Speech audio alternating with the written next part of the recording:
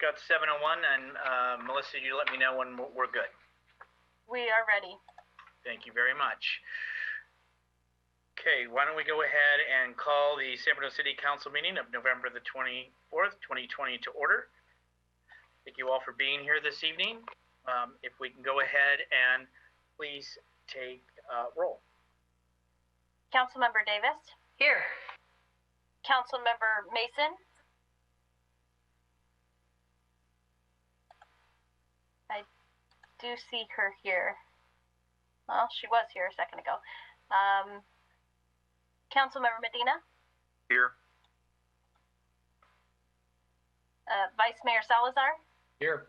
Mayor Medina? Here, and I see Linda. President Linda, can you say here? Here. I think I just got let in. Thanks, Melissa. Yeah. Thank you. Okay, we're all here, and if I could ask our council before Thanksgiving to please rise and lead us all in the pledge this evening.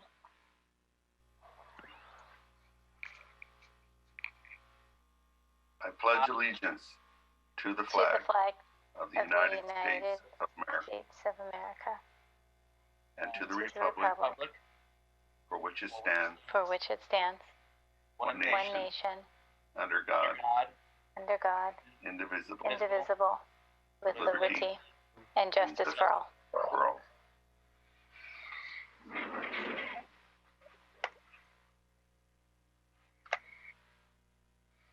Thank you, everyone. We're going to go ahead and move on to item number 3, public comments for items not on the agenda. Individuals will be allowed up to 3 minutes. It is the council's policy to refer matters raised in this forum to staff for investigation and or action where appropriate. The Brown Act prohibits the council from discussing or acting upon any matter not agendized pursuant to state law. City Clerk, you'd be so kind. Yes, we have so far one hand raised. Paul Wapinski. Just one moment while I bring you in the room, Paul. Hi, can you hear us? Yes, I can. Okay, whenever you're ready. Okay, Thanksgiving, everybody. Thanks for letting me speak. During a candidate forum, Councilman Salazar correctly answered a question regarding the $8 million deficit. We don't have a deficit. We had to cut essential or non-essential items in order to balance our budget. Like people who go on diets, there are 2 possible outcomes after the loss.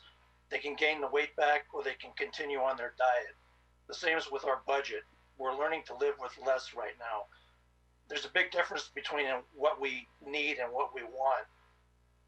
We've always had budget problems in the city, and we most always likely will. And I recommend that you keep our city government spending lean and mean and only spend on our money on essential services.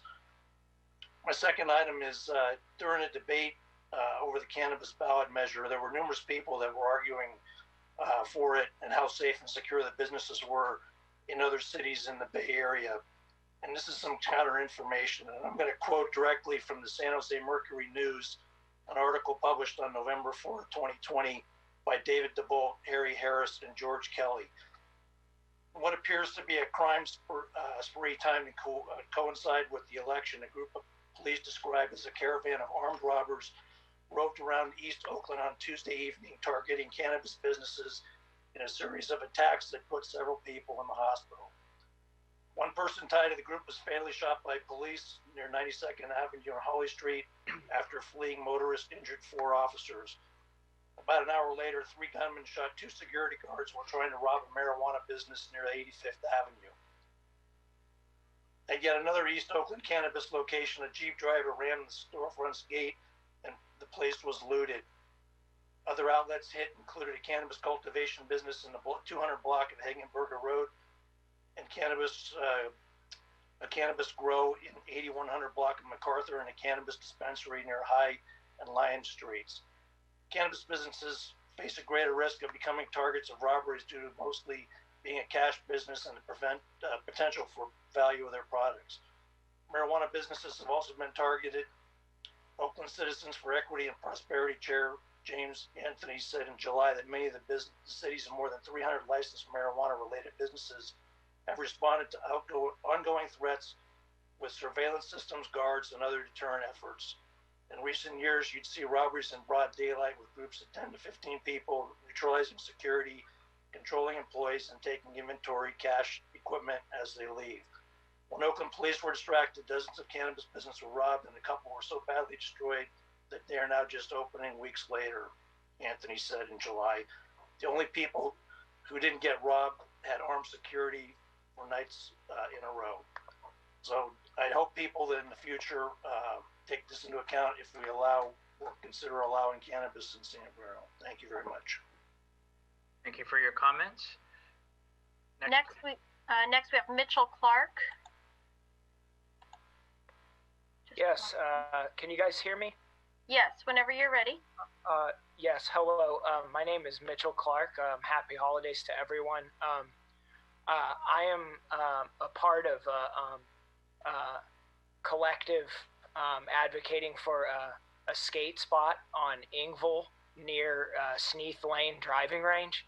I'm not sure if any of you have heard of this spot, but there's a long-standing drainage or runoff ditch that is set for demolition within the week that myself and my colleagues are here to advocate against. This spot is served as a skate spot for the Bay Area skateboarding community and has been so since approximately the early 80s. San Bruno Police Chief Johansson and Officer Tommy Ledesma are aware of our efforts and our support of our spot, as many Bay Area skateboarders use this area because of a limited amount of skate parks within especially San Francisco County. And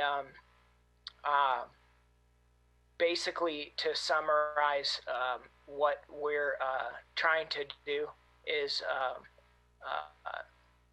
clean up the spot and make it skatable for recreational use.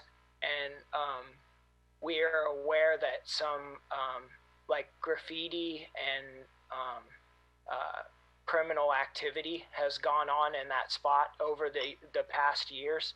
But we've since the past 6 months roughly, a collective of skateboarders have been very, very motivated to clean up the spot and use it strictly for skateboarding and other like scooters and BMX bikes.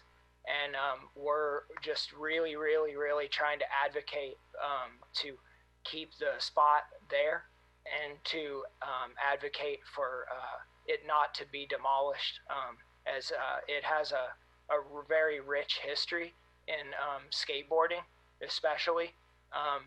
Like I said, it has been around since the early 80s and has been covered in videos and skateboarding publications since that time. So I would please ask that city council members please let us have the chance to bring this to a vote as soon as humanly possible for us to preserve this spot for all the skateboarders of the Bay Area and San Bruno. Thank you for your time. Thank you for your comments. Next, we have Marshall Fredericks. Hi, Marshall, can you hear us? Yes, can you hear me? Yes, whenever you're ready. All right, I'm also speaking in regards to the skate park on Ingvall Court. I'm just asking that you please postpone the demolition until we've been given a chance to plead our case and vote on whether or not we can keep it or what we could do to have a skate park in the community. We've only been given less than a week's notice that the demolition is going to even happen. And we're just asking that you give us a chance to plead our case and work together and preserve the skate park. Regarding what was said earlier about a budget, it's cost $0 so far to the city to have the skate park be built. That can continue as far as I know. That's no issue. but I do know that it's going to cost money to have it torn down, and I don't the land's not being used for anything else. I'm just asking to please postpone the demolition until we've been given a chance to plead our case and bring it to a vote. That's it. Thank you. Thank you for your comments. Next is Ryan Motzek. Just one moment. Hello? Hi, Ryan. Can you hear us? I can hear you. Can you hear me? Yes, whenever you're ready. All right. My name is Ryan Motzik. I, too, am here to speak in support of not demolishing the ditch at Sneath Lane. That has been, as mentioned before, it's been a heritage skate spot that had already been, undone and made unskateable. Being that San Bruno doesn't have a skate park and there's a huge need for skateboarding spots, I can speak out of experience. I own a skateboard store that's been in business for close to 15 years. We're selling more skateboards than ever, and it's a very inclusive activity. We have girls, boys, members of the LGBTQ community picking up skateboards, and they need a place to go. If there's budgeting issues, I would say that tearing down a spot that's doing no harm and creating a safe haven for skateboarders just wouldn't make sense. I would also like to cite an LA Times article from earlier this year. There was a study on skateboarding and how it affects society. I'll quote, "Skateboarders are prone to being labeled by society as rebels, social deviants, or rule breakers. Stereotyping masks an array of valuable skills obtained through skateboarding. The study aims to redefine what it means to be a skateboarder and highlight connections among skateboarding, education, and career." Basically, skateboarding developed an ability to communicate and build relationships with people from diverse backgrounds. Skaters are excellent critical thinkers, problem solvers, and who view success from a more communal perspective. They bring that insight into other areas of their lives, which is valuable to any university or organization. So with that said, and with that study and what I'm observing through my own lens of selling skateboards to the Bay Area community, I think it would be a travesty to spend resources tearing down something that was given to the city. I can also say that if there's any question about, oh, this wasn't supposed to be here, this was unsanctioned, that's also happened in other towns, Portland, San Francisco, and they become sanctioned skate spots by the city that was built by skateboarders. I just would advise to hear out the skateboarders, give it a shot, put things on hold, don't waste any money, and let's talk about what can be done to save this spot, and then maybe in the future talk about building an actual skate park too. But for now, tearing down a useful space that serves the community, something that is healthy, safe, drug-free, alcohol-free, gang-free, I would advise to leave it alone. And that's pretty much it. Thank you for letting me speak. Thank you for your comments. Next is Joseph Peterson. Hi, can you guys hear me okay? Yes, whenever you're ready. Ready to go. Hello, everybody. Thanks for the time here. I am also calling in regards to the drainage structure on Engvall Court. I am a local skater and appreciate the opportunity you guys have given us. I'm going to list 3 reasons that I believe it would be a waste of the city's money and time to demolish this spot. The first reason would be, of course, I think other people have mentioned, it would cost the city $0 to leave it as is, but it would definitely cost the city money to tear the spot down or to produce a skate park, which, of course, would be welcomed, but San Bruno currently does not have one. So on to my second point, the spot currently provides San Bruno skaters with a place to skate without intruding on private or public businesses. There is a nearby golf course, but we are somewhat out of the way and out of sight and out of mind from most other people.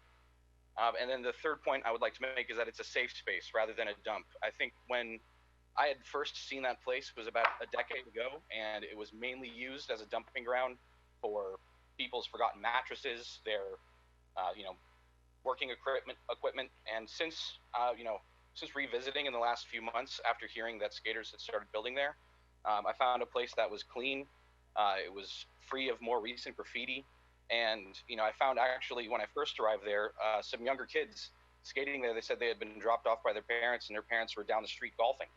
So, I already see that it has a way of breaking into the community and providing children, a place to go that, normally kids that play basketball can go to a basketball court, but kids that skateboard don't really have a place in San Bruno to currently go. And so they found this ditch, and it's a place that a few of them are starting to call home. I really don't see a point in demolishing something that is doing nothing but providing community benefit and allowing kids to express themselves. So a couple of final points here. My personal experience with this spot has been that, I saw it initially in magazines as I was a teenager and always heard about this place being nearby. I finally went to go see it about 4 years ago and saw that there were cement blocks covering the place because the city had shut it down. And I forgot about it then, and I think just about anybody else had at that point. But seeing in the last few months that somebody has found this and given it new purpose and new life has really, reinvigorated myself to get out and go skateboard more. It's definitely, I think, a promotion to the community, and it's a reflection on the citizens of Bruno as a creative form of expression. So again, thank you all for your time, and I hope we consider this something that we can hold off on for now. Thank you for your comments. Next is Nicholas. Hi, can you hear me okay? Yes, whenever you're ready. Thanks so much. Hi, I'm Nicholas Hope. I am a Pacifica business owner, and I'm also here to speak on behalf of the skate development that's near Sneath Lane. So I am a guest in this meeting, and a lot of this has already been said, so I'll keep it brief, but I'll open by saying that, not just in our own small community, in the Bay Area, and at large, we're facing a lot of troubles and a lot of issues right now. So I wonder how we could come together for each other in our community. I think that what's been happening at the skate development over near Sneath in the golf course is really a wonderful thing. And it's a safe way that people can come together for a creative and productive project. And then utilizing that space in the future, is a good thing for kids and young people, and people actually of all ages to come together and do safely outside. And it's been said before, this is a historic location. And this is another point that's been made, but I think it's very important, is that so far, the development of this location has been of $0 to the city, and it's been completely financed by these individuals and their own personal capital. They're sourcing all the labor themselves, and yes, of course, it would cost to have it torn down. Now, I've seen these fellas at work, they're respected in their community, they're doing a professional job in putting it together, and I just think it'd be a terrible shame to see it go to waste. So if anything, for this discussion to be successful, I would say that you just keep an open mind and don't be too hasty about tearing down this creative and productive development that's found to enrich a community of San Bruno. So thanks so much for listening. Thank you for your comments. Next is Mackenzie Santiago.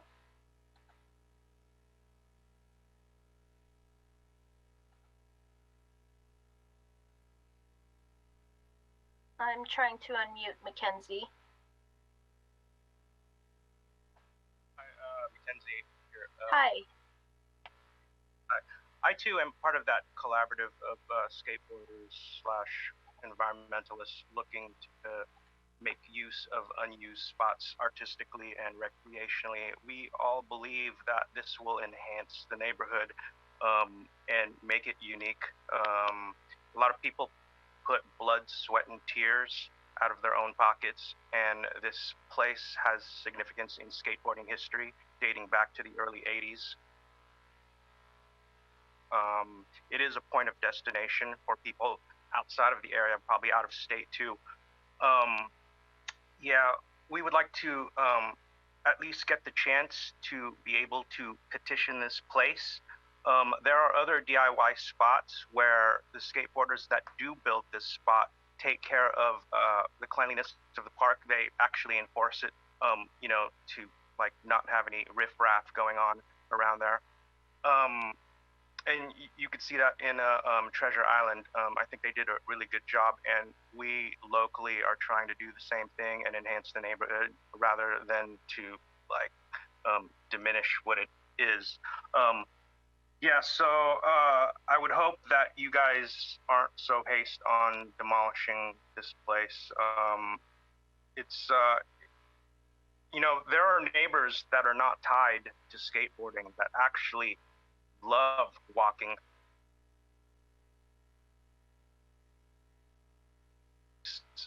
And they think it'd be a lot more. I mean,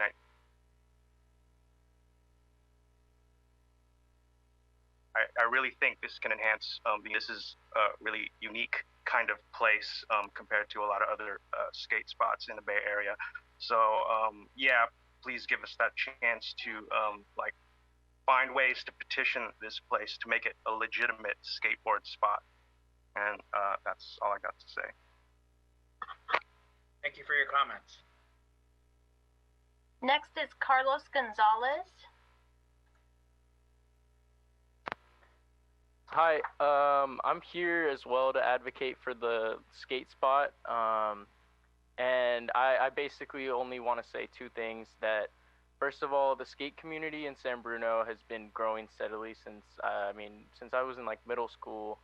And I just remember kind of being the only skateboarder at my school, and then slowly just started picking up, and it's been a great thing to see expand. And the main thing that all of the people in this skate community of San Bruno agree upon is the fact that we need a proper skate park, because I mean, we hop from parking lot to parking lot in the area and either get kicked out by the police, or you know, we end up skating it all right, but there's no designated space for us to skate. And this new DIY has been something that the San Bruno skate community has needed for a long time. And I'm just happy to see that the community was able to put together efforts and resources to do something that the city hasn't done. And I honestly think that it's something positive for the community. It's been bringing a lot of people from many different backgrounds together for so long, and it'll continue to do that. And again, as many people have mentioned, the funding's been coming directly from the community, and I think that's something that, you know, you guys can probably get behind. And if this was just torn down, I don't see any benefit to that. And you know, just overall, it would kind of suck. I mean, we would have to go back to what we've been doing and waiting on other renovations or an actual skate park here. But for now, I think letting us have this, or at least waiting to demolish it until we can figure out something else to do for the community, would be the best for us. And yeah. Thank you for your comments. Next is Skate Park.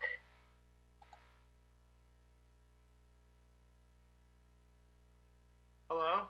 Hello, whenever you're ready. Hi, my name is Danny Katut, and I would just like to have a moment of your time to talk about the skate park, as the name suggests. So we talked earlier about how there's a budget problem. If anything, tearing down this place would cause more of a budget problem, because, as you know, it costs money to hire these people. And if you're doing that, I'm sorry, I'm gonna get off topic, but anyways, it'll keep the kids out of trouble, and it's a great outlet for them. And we would open it at like certain times, so it's not just all hours of the day, you know. And it would also probably lower the juvenile crime. I mean, Lord knows if I had something like this when I was a kid, I might not have been such a, pardon my French, but shithead, you know? I probably shouldn't have just sworn. I apologize. But anyways, I'm just asking for like a little bit of just leeway here, middle ground. You know, I'm not asking for us to have full, or whoever's building it to have full say of what's going on, or even it being demolished. I'm just looking for middle ground.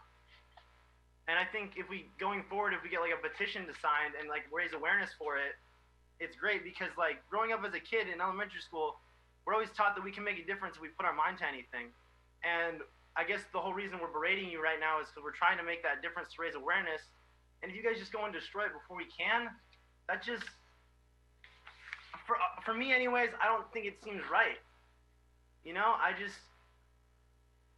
and it's just, it would suck if it got destroyed. And it would make the city nicer. Honestly, it would bring more tourists to our small little town, and people would come by, and it could be a landmark.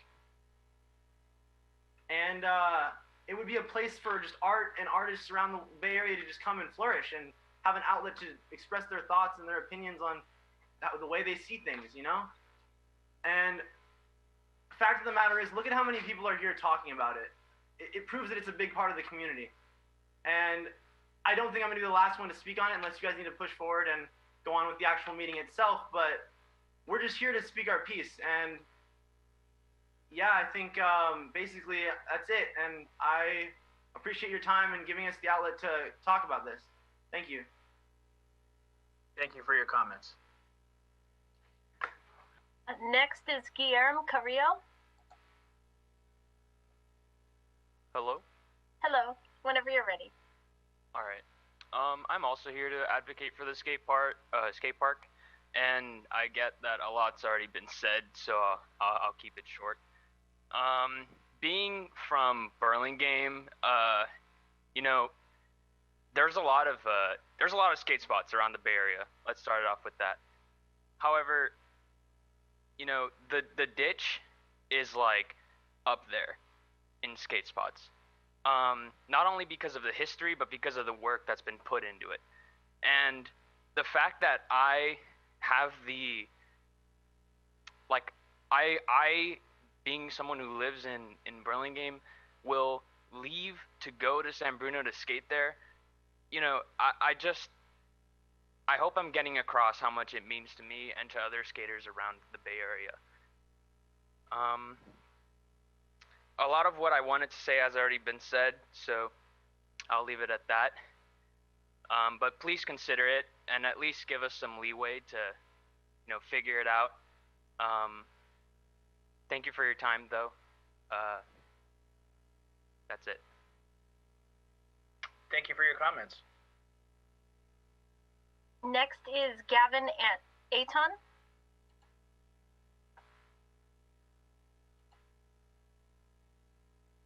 I'm trying to get you unmuted, Gavin. All right, so my name is Gavin Aton. I'm 14, and I'm also part of this Saving That Ditch thing. So I also agree with Carlos because as a skateboarder of the San Bruno city, we have been looking and desiring a skate park, like being local. Because right now, every day I have to hop on the bus and pay to go to Millbrae Skate Park, and I feel like that's very inconvenient compared to having a skate park really close. Oh my god, okay. This ditch also sparks and creates imagination and creativity because we can all build some part of it that could contribute to the skate park. And I think that would be it.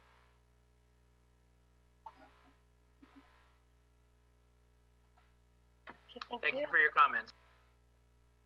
Next is Noah M.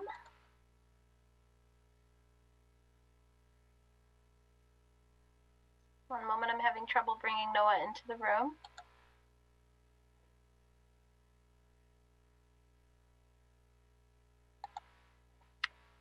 Noah, it's restricting me from allowing you to speak due to the Zoom platform you're using.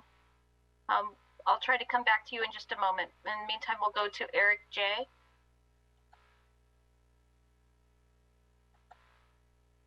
Can you hear me? Yes. Okay. Thank you for allowing me to address the council. I would just like to reiterate basically what everyone's been saying. I've been going to this area since the late 80s, and I've seen every iteration of it come and go.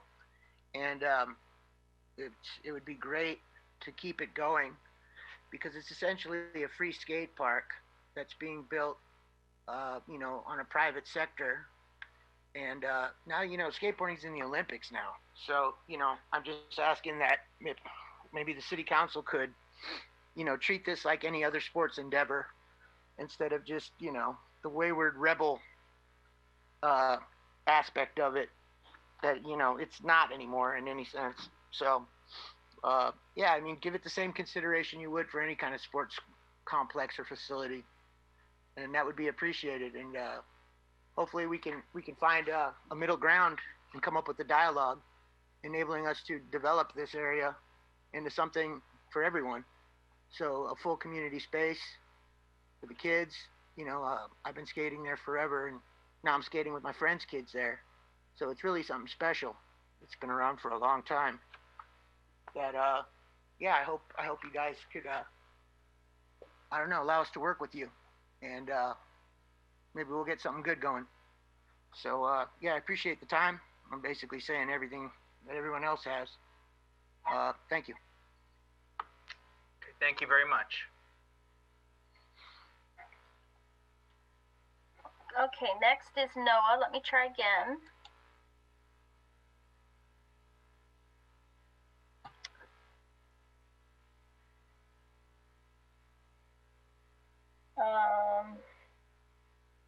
Let me see. It's not allowing me to let Noah in. Mayor, how would you like me to proceed? We can try the next speaker, and the only other option that I think you or I know of is to bring them in as a panelist. So that's not normal, but that would be the only other option that I know of, unless there's something else that somebody knows that. Right, I think that's the only other option. I'll bring in the next speaker, and then we'll come back to Noah. I'm sorry about that, Noah. Danielle Road. Yeah, hi, can you hear me? Yes. Hey, how you doing? My name's Danielle.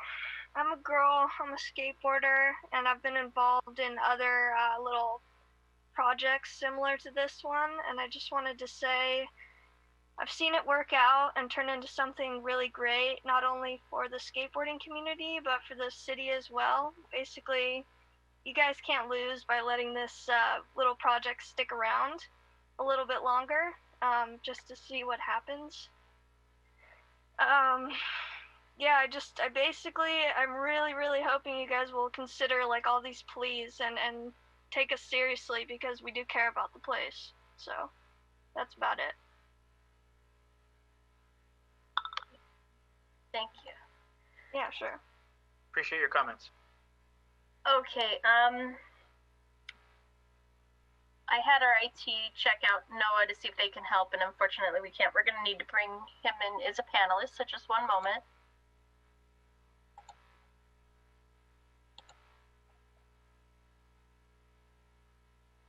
Hi, Noah, can you hear us? Yeah. Okay, whenever you're ready. Okay, I just want to talk about Marshall's hard work, the amount of work he's put into this past 6 months, maybe longer, going there pretty much every day, spending his own money to build a safe space for the community. It's just one of the most amazing things I've witnessed in my entire lifetime. And he allows anyone to work on it. I've gone there, I've mixed concrete, I've laid concrete, I've just helped him out with the spot. Many other people have helped him out with this spot. It's just such an important part of our community, and it would just be a travesty to tear it down. I don't see any good reason to, but that's just my outlook on it, so that's all I have to say. Thank you for your time. Thank you for bearing with us and hanging on and your comments. Okay, it looks like I'm waiting. There's no other hands raised. Okay, I'm seeing the same. So, thank you, City Clerk. First and foremost, I talked to Mr. Fredericks earlier today, outreach as far as how this process goes with the council meeting and speaking, and so we went over the public comment element. So, I want to thank all the speakers.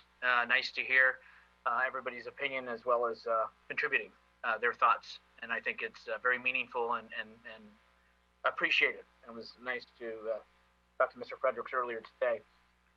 With so much, I think it would be of value, Council, for me to ask the city manager to kind of give an overview so that we're all on the same page and the speakers that are still with us can kind of hear where we're at, so we understand where we're at and what's going on with that situation on Inkball with the skate park. City manager? Sure. Thank you, Mayor. Jovan, Grogan, City Manager. And so why don't I address a few things, and I can hear the city attorney in my ear saying, don't stray too far because the topic isn't agendized. But I think it's important to address this and clarify some of the things. And personally, I am excited that we had so many youth and young adults come and attend to address this topic under public comment. Probably only an issue like this can they rally so many people to dial into our Zoom meeting. And so really quick, a couple things. Of course, like a number of the speakers said, this is a decades long and historical use where this area has been used by skaters. However, to clarify, we are not intending to demolish the ditch. The ditch is actually a spillway for the creek that is in that area. What we will be removing is the unpermitted construction on top of and within the drainage ditch area. So what is absolutely true is this has been used for a long time. The city had, in prior occasions, taking out other construction, put in large cinder blocks within the middle of the spillway to prevent some of those activities. And this issue, at least personally, first came to my attention over 2 months ago. And I know that staff reached out to a number of people in the community. And the first thing that I said is, wait, before we remove this, let's reach out to the community, because the community is actually talking to us. The community, through entering this area, undertaking the significant effort to bring in significant construction materials, concrete, cinder blocks, potentially rebar, is actually speaking to us and saying, we want an area, we want a skate park, so let's make contact. And we actually did, several months ago, make contact with a number of individuals. And the goal was to earnestly start the conversation about potentially having a skate park in Bruno, and where could that be? But the one thing we cannot allow, and why we are intending to remove what has been constructed, is we have unpermitted construction that is potentially unsafe. And we do not knowingly allow residents to do unpermitted construction that is not reviewed and safe. And this is a city asset, it is city property. We do bear the liability for all of the events that occur there.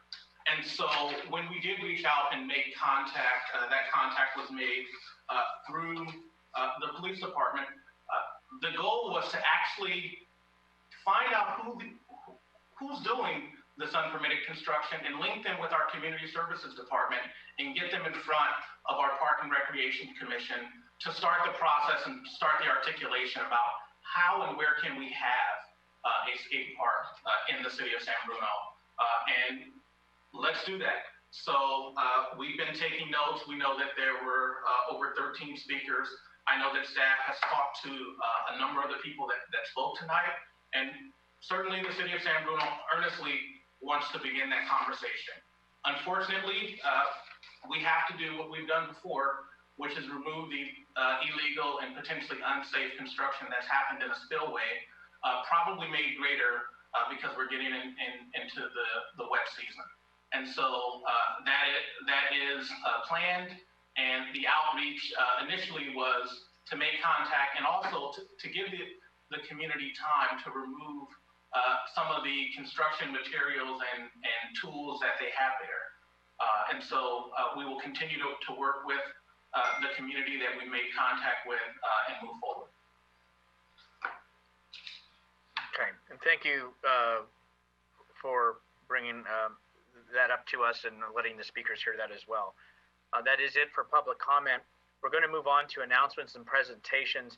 And Council, what I'd like to do is kind of switch up, and I'd like to go to item C first, since we're going at 7:40, and so that we can go ahead and introduce a newly appointed, he's not as new at this point, but still newly appointed to the San Bruno Park School District Superintendent, Jose Espinosa, and receive an update on San Bruno Park School District activities. So I'd like to bring Jose into the room, City Clerk. Yes, I'm trying to bring him in. Just one moment. Thank you. And as you all know, he is with the San Bruno Park School District, K through 8, and obviously comes in at a difficult time. To run a school district at any level can be challenging, but at the same time, obviously during COVID times, has been, shall we say, kind of a different welcome to this role. He's taking, there he is. Okay.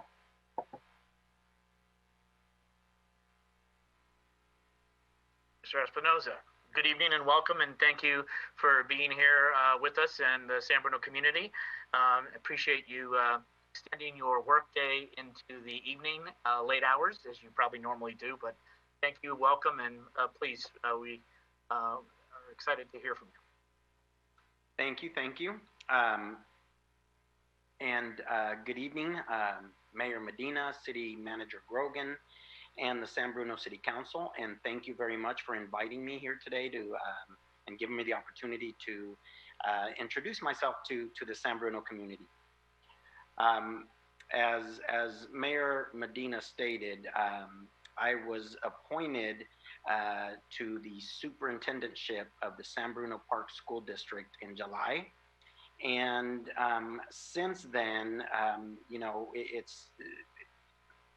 it has been such a different year for education that generally, you know, when you're first appointed as a superintendent, you know, you're doing a lot of really getting to know the community, especially when you're from outside the community, you're doing a lot of getting to know the community. And unfortunately for this year, that has been really difficult, you know, over Zoom.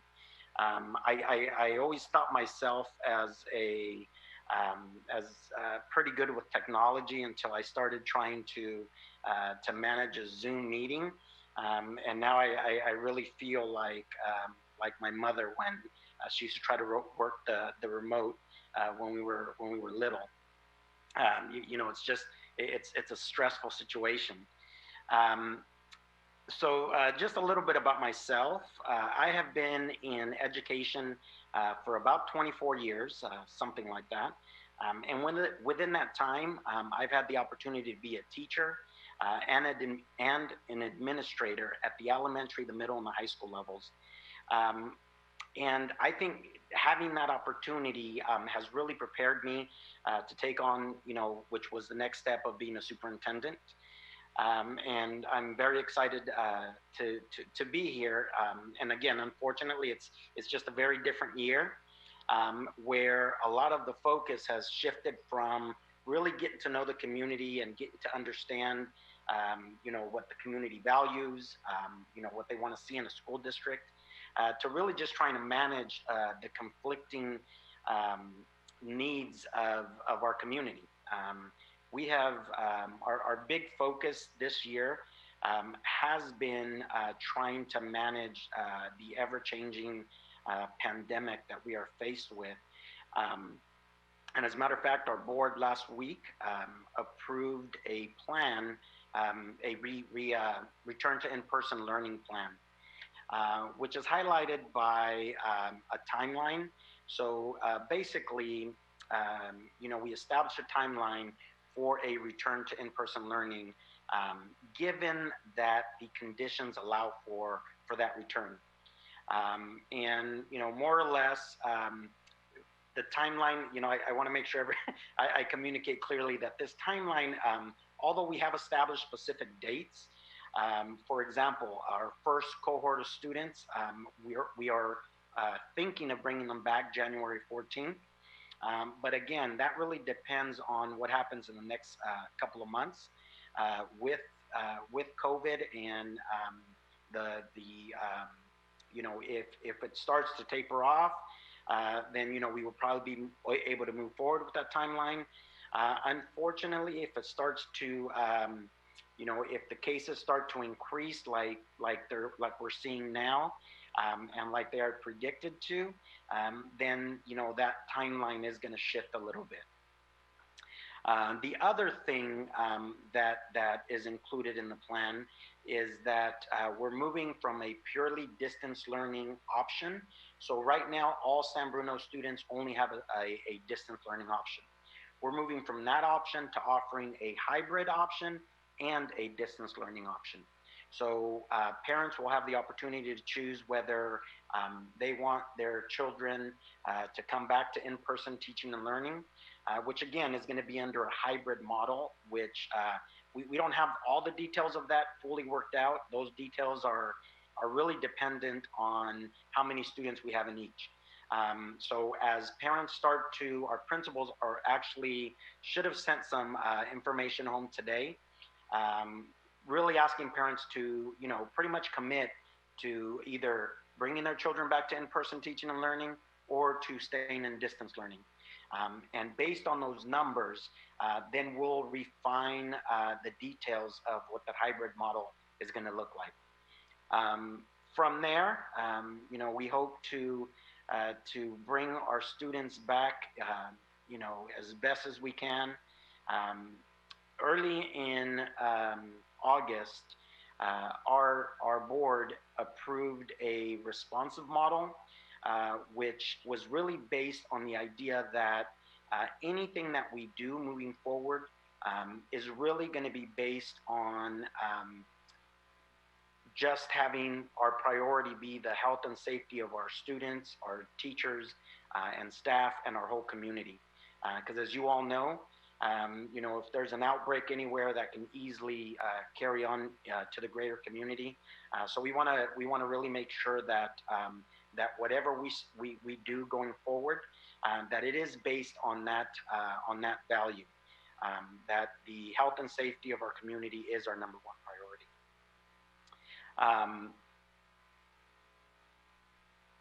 Okay, so that is what we have going on in the San Bruno Park School District, and so I'm available for any questions that the City Council might have. Thank you, Mr. Espinoza, for being here, and welcome.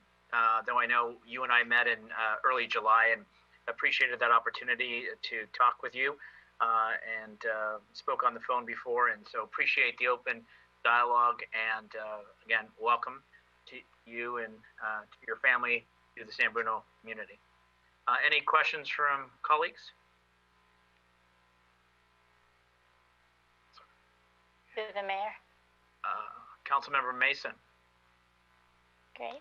So not a question. I just wanted to also welcome Superintendent Espinoza. As a parent, I just want to say what an improved communication we have had since you've joined the district. The multilingual and the communication from your personal, you know, social media pages, from what you're sending via email. It is just incredibly appreciated, especially during these times when from day to day the rules are changing. So I look forward to continuing to work with you, and I'm excited that you two are taking on the United Against Hate campaign in San Bruno. So it's another opportunity to collaborate. Thank you so much. Any other questions? If not, then, sir, thank you, Jose, for being here. Thank you, Mr. Espinoza, Superintendent, for being with us this evening, updating us, and we look forward to a long-term relationship. And I know that you and the city manager meet on a routine basis and have been, and so I appreciate that. So we keep the lines of communication open. Appreciate it very much. Please enjoy your evening, and our best wishes to you and your family on Thanksgiving, and best wishes, and stay healthy. Thank you, Mayor Medina, and I will leave us. I'd like to leave us with this thought. Often, over and over and over, very strong communities always have very strong schools. And my goal is to really work with our schools and with the community to ensure that a strong San Bruno means a strong San Bruno Park School District. Thank you very much, and you guys have a good night. Thank you again. All right.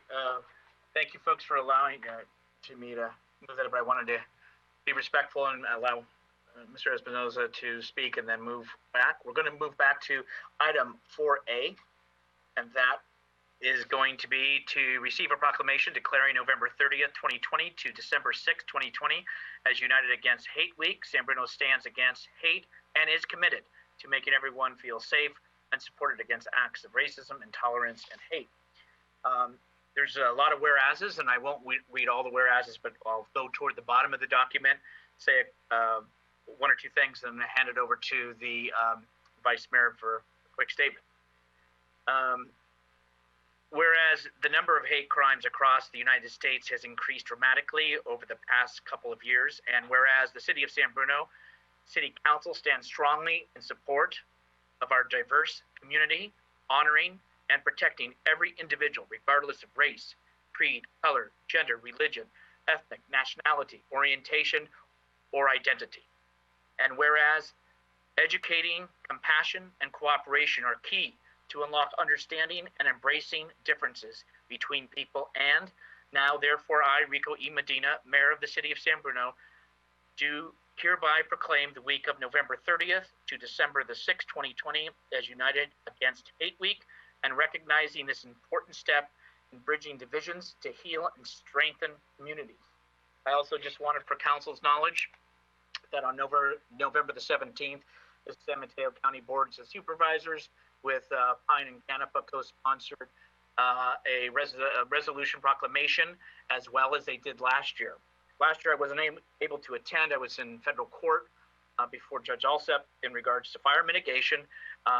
But what happened was Daly City, Millbrae, and San Bruno co-sponsored to bring that forward to the Board of Supervisors, and we began that last year through the North County effort of the mayor's meeting with actually City Manager Grogan, who brought forward this element from Berkeley.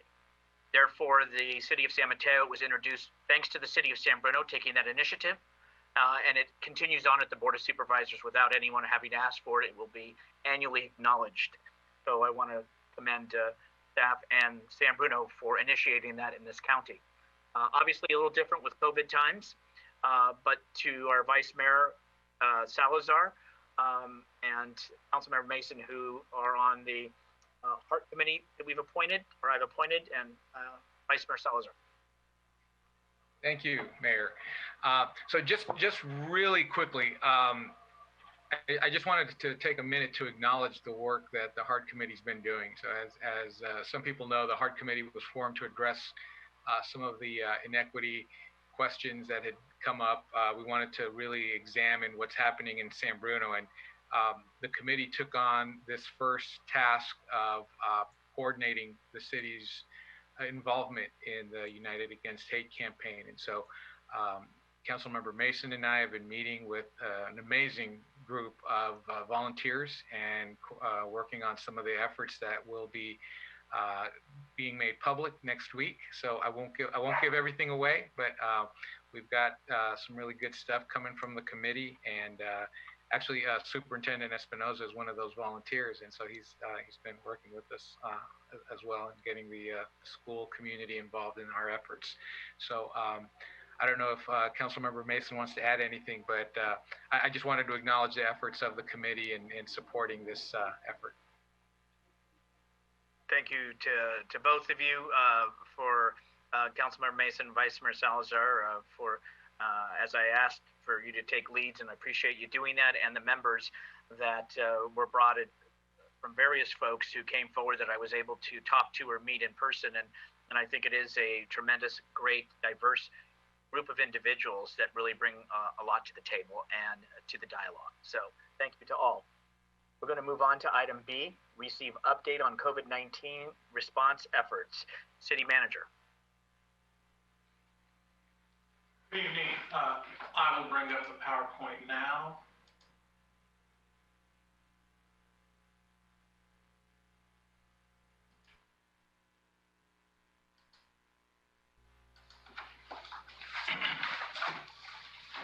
Good evening, Mayor, members of the City Council, Jovan, Grogan, the City Manager, and I will provide the Council and the community with a brief update on the city's response efforts to COVID-19 and current status.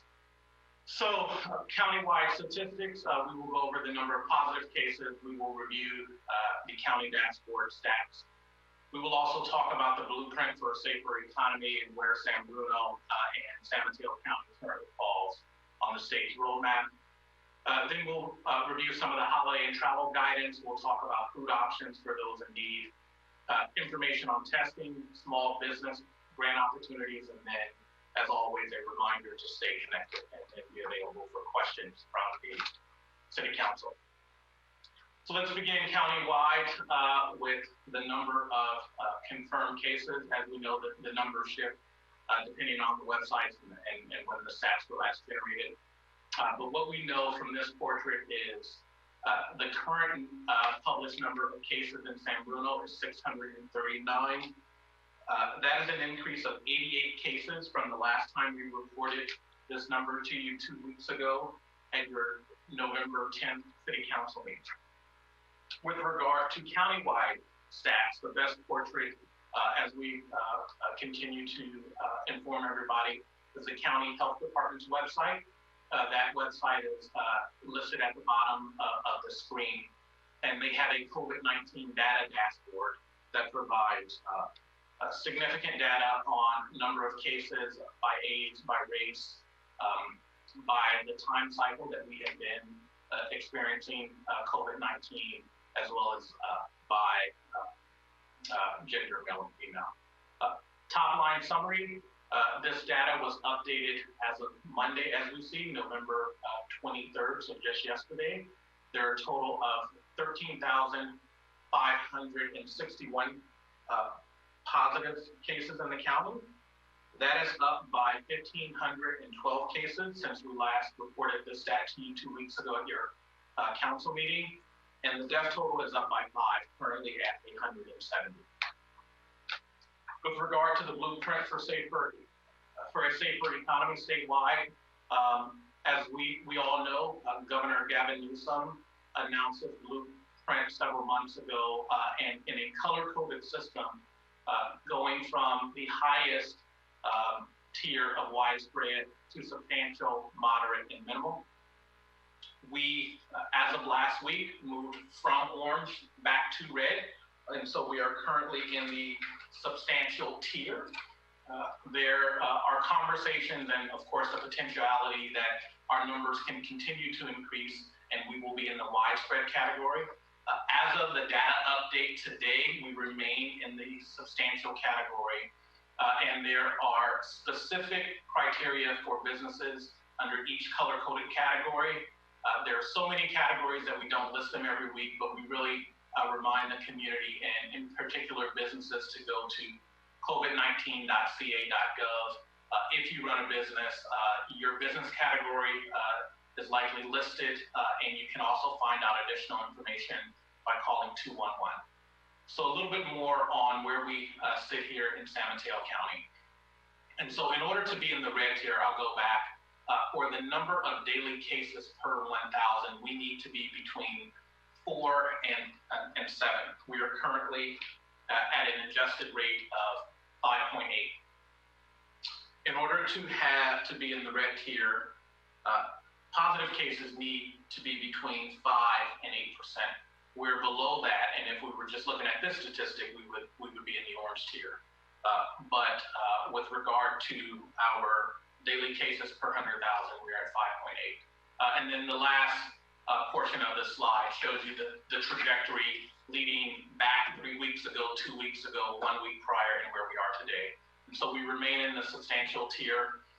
What the governor has said is that they will do a data assessment every day now, given the elevated number of cases occurring statewide. There were data updates every week. And so for the community, if the numbers trend toward the purple tier, what we expect is that the governor will announce that we would enter the purple tier with additional restrictions, pretty much eliminating most in-person activities outside of essential businesses. So the state has a limited stay-at-home order. Important note, this is not the curfew that has been announced and widely publicized on the news. The COVID-19 curfew only applies to counties that are in the purple tier. We are not in the purple tier. And so this limited stay-at-home order does not currently apply to us. If in fact we do go into the purple tier, it will apply, and the things change often, but there's typically, it is either effective immediately or effective 24 hours from when it is announced, and we will certainly publicize that. But if this happens, all non-essential activities are to stop from 10 p.m. to 5 a.m. Again, only counties in the purple tier. And currently this limited order for purple tier counties is in effect through December 21st.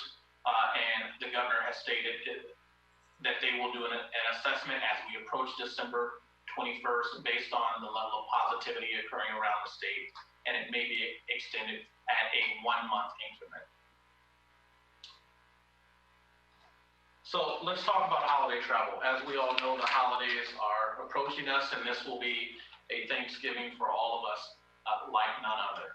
And so we want to remind everyone to gather.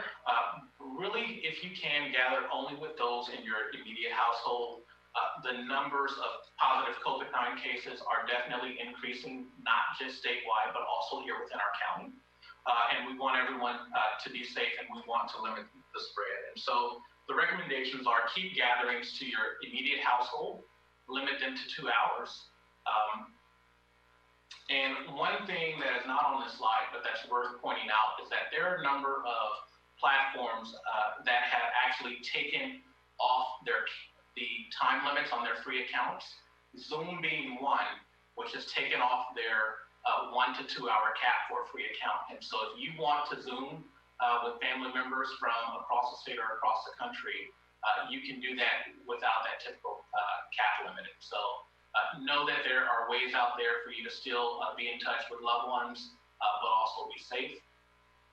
With regard to holiday travel, this has been widely publicized as well. So all non-essential holiday travel is not recommended. There's guidance from the California Department of Health as well as our own San Mateo County Health Department.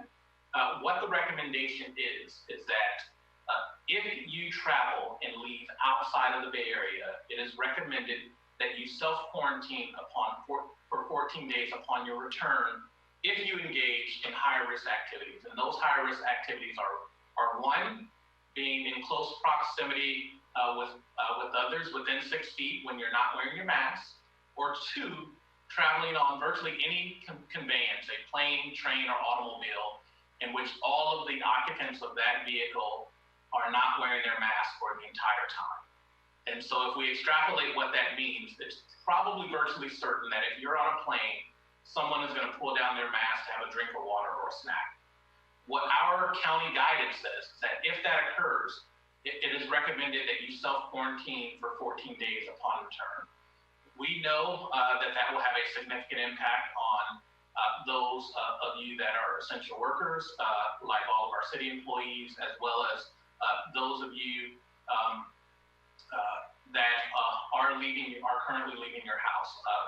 But it is recommended for not just your safety, but the greater community. So please do abide by the holiday travel restrictions. Food options. So there are a number of food options available in San Mateo County. Second Harvest Food Bank, as we all know, there's a very nice feature on the county's website. So it's the standard county website, smcgov.org/food, where you can do a zip code search to find locations near you.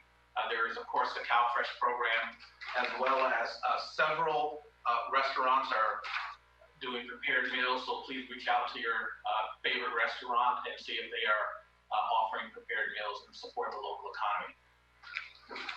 Again, a reminder of COVID-19 testing. There is significant testing now available throughout the community. And so we have instituted a local testing site at 530 Huntington Avenue that is near the intersection of Sylvan and Huntington. It is available on Saturdays through the months of November and December from 10 a.m. to 2 p.m. And I want to pause there for the community because we have shifted the hours back. The hours were 11 to 3. We have moved them back to 10 a.m. to 2 p.m. so we can ensure that the tests get to the UPS store so they can arrive at the test site by Sunday and begin immediate processing. And so we wanted to make sure that there is no delays on our end in getting those results into the lab. And so we moved back the testing. We have not shortened the time, we have just moved it back 1 hour. So it will now begin at 10 a.m. and end at 2 p.m. on Saturdays through November and December. It is self-administered. It is a no-contact test site. We recommend that you pre-register, but pre-registration is not required. And typically, we have been averaging a 48-hour turnaround in those results. And so, supported by the county, implemented here locally, please take advantage of that local testing site, but because it is put on by the city of San Bruno for your benefit, so our community is safe. There's also mobile testing throughout the community, throughout the county. Go to the county's website, it's down there, it's sncgov.org/testing. Various sites throughout the community. There was a test site here both yesterday and today, and there will be more as the weeks go on. There is daily testing Monday through Friday from 1 p.m. to 8 p.m. Actually, there's daily testing every day except Sunday. On Tuesday through Saturday for adults 18 plus, 8 a.m. to 3 p.m. for families, people 5 years or older, Monday through Friday, 1 p.m. to 8 p.m. Those results are typically in 48 hours, and it is recommended that you make an appointment. Small business grants, we've talked a lot about this. There are 2 grant programs that we would like to highlight. One is our very own BayRac, Bay Area Entrepreneurship Center, located right here in downtown San Bruno. They're offering grants to businesses of $3,000, and they have enough funds for 16 businesses. The period is open now. It closes on December 4th. And on the slide now are a number of detailed or targeted industries. So it's the same program, but they have developed material to target specific industries: preschool, child care providers, mechanic and auto shops, hairstylists, restaurants, wellness providers, but it is open to all small businesses. So please do apply. An important program put on here locally. Also, SMC Strong has a new program that we want to remind the community about. It is the Small Property Owner Assistance Program. This is designed specifically for small property owners that are impacted by loss of income due to COVID-19. There are a number of program requirements that I won't go over all of them, but know that they have been reduced. But it is important to highlight a couple things. One, the County Board of Supervisors have allocated $2 million for this program. The maximum grant is $6,000. Property owners must live within the county and have a property that they lease or rent out within the county. And an important note is there is no specific unit size of the building. And so it's based on your loss per unit. And so a property owner can apply for up to 10 units of rental income loss. And there's a calculation based on if your tenant paid, how much of the contract rent your tenant paid. And so if the rent was $3,000, but they only paid $1,000, potentially $2,000 of that would be eligible for reimbursement through this program. It is a very innovative program put on by the county, and we really do hope property owners in San Bruno apply. And apply fast because the period closes November 29th. Just a reminder to support our local businesses, put your money where your home is, and a small business day on Saturday, November 28th, shop locally. Stay connected. Lastly, a reminder of we would like the community, if you are signed up to any of our social media platforms but are not signed up to our SMC alert system, you are not in compliance with what we want you to do. We want you to first, before you are signed up to any city social media accounts, to be signed up to the system that will allow us to contact you when there's an emergency. And so sign up for SMC alert. It is how we will contact you to alert you of something that may potentially save your life or that of your loved ones. And then feel free to follow us on social media. And there are links to that on our website. You can access it through our normal city homepage or go to the dedicated coronavirus page. Any questions from the city council? If not, that concludes the presentation. Thank you very much. Thank you, City Manager. Are there any questions from council? Through the chair? Vice Mayor Salazar. Okay. So just, one sort of comment. I know we've been hearing about coronavirus for almost all year now, and there may be a little bit of COVID burnout going on. And I know that when the county started doing their presentations to us, to the electeds, and to managers, city managers, and to school districts, it was every day. We were all starving for information. We wanted to know as much as we could. So they turned on the fire hose, and we just started getting all of this information. And then eventually just kind of trickled down, and those daily calls went to twice weekly, and then every other week now. And so the information kind of started drying up, and a lot of times we're just getting, we're hearing the same sort of details that we can see on the website. And I don't know if there's still a lot of overload going on, and I'd really like us to keep our message more on task. And I know you did give us a lot of those specific programs that are pertinent to San Bruno, and I think those are really key. I just want to caution us against making these presentations so overwhelming the way the county's presentations were initially, where the real message gets lost because there's just too much information to take in. And so I want to make sure that we really highlight the important things, and not provide so much information that the important things get lost in it. And then specifically, I wanted to ask about the data that's in that first section you presented, the county statistics that we get. They provide a lot of demographic data at the county level, and they also tell us how many cases were reported from our city.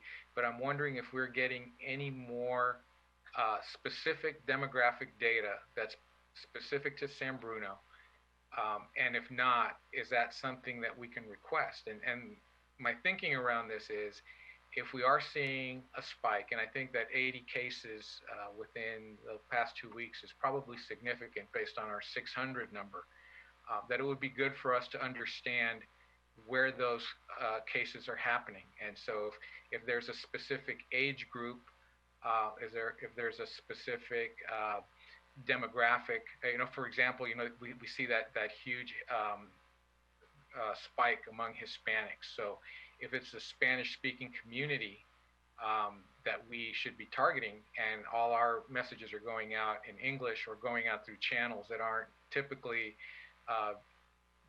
used by the Spanish-speaking community, then we're kind of missing the mark.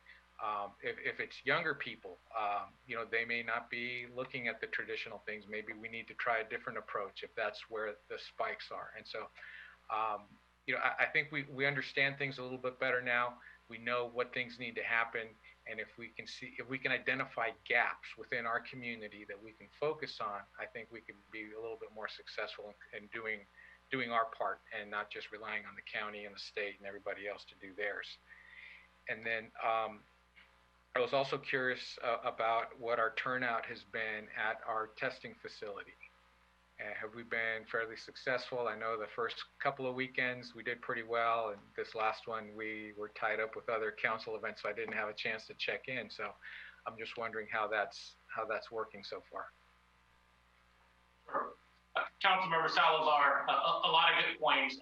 Your first point about making sure that we provide clear presentations and a message to the community that really resonates and is not that point well taken. And we will adjust accordingly. Absolutely, it seems that we've been at this for a while, and we have, and we're tired of COVID-19 sometimes, but COVID-19 isn't tired of us. So yeah. Remain vigilant.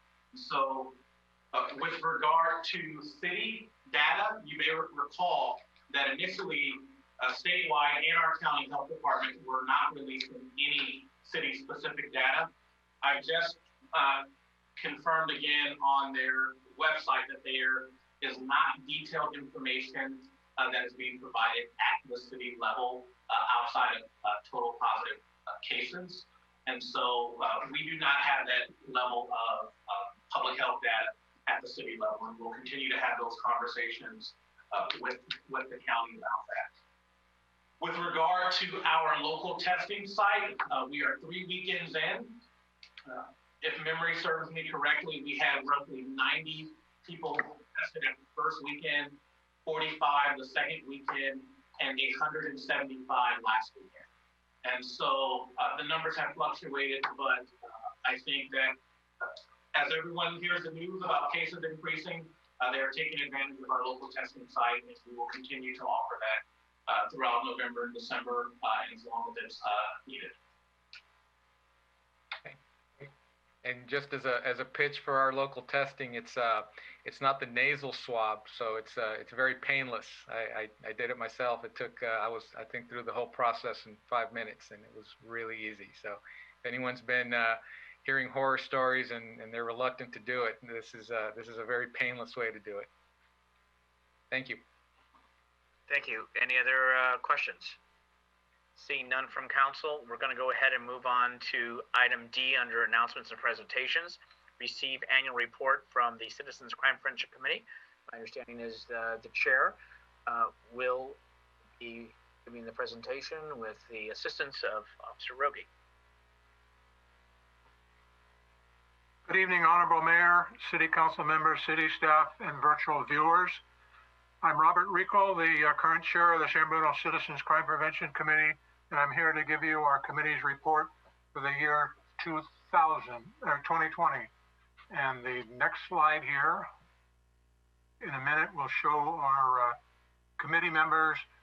We kind of have a split time frame. Dina Robinson was chair. I am currently chair as of the middle of the month, or the middle of the year. Rhonda Boone is our vice chair. Peter Carey and member at large Mary Mahone started out the reporting period and resigned, and at your last meeting you appointed Chad Keeley to fill her position, and Linda Bascona is a member at large along with Richard Wong.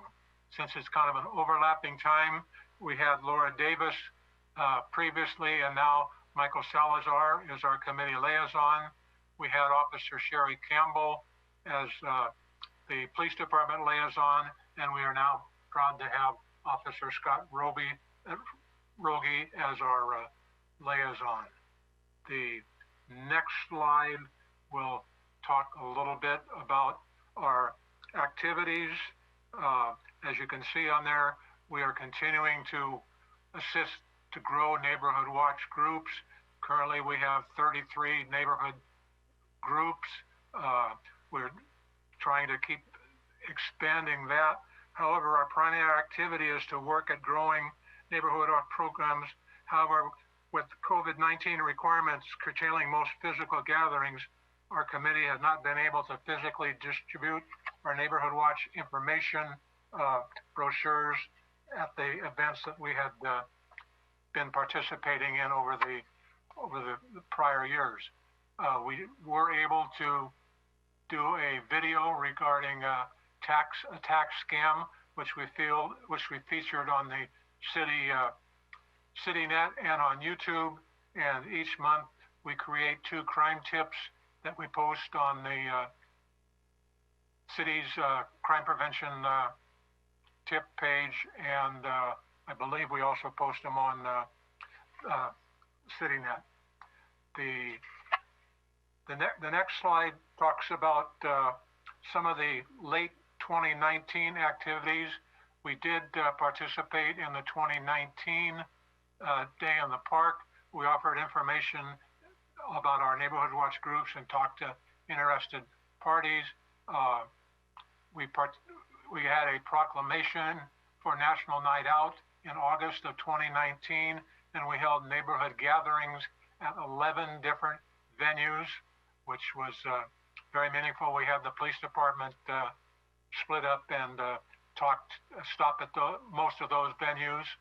And as we've been doing the last couple of years, Assemblyman Mullen held a October 2019 health fair at Tanforan, and we participated in that.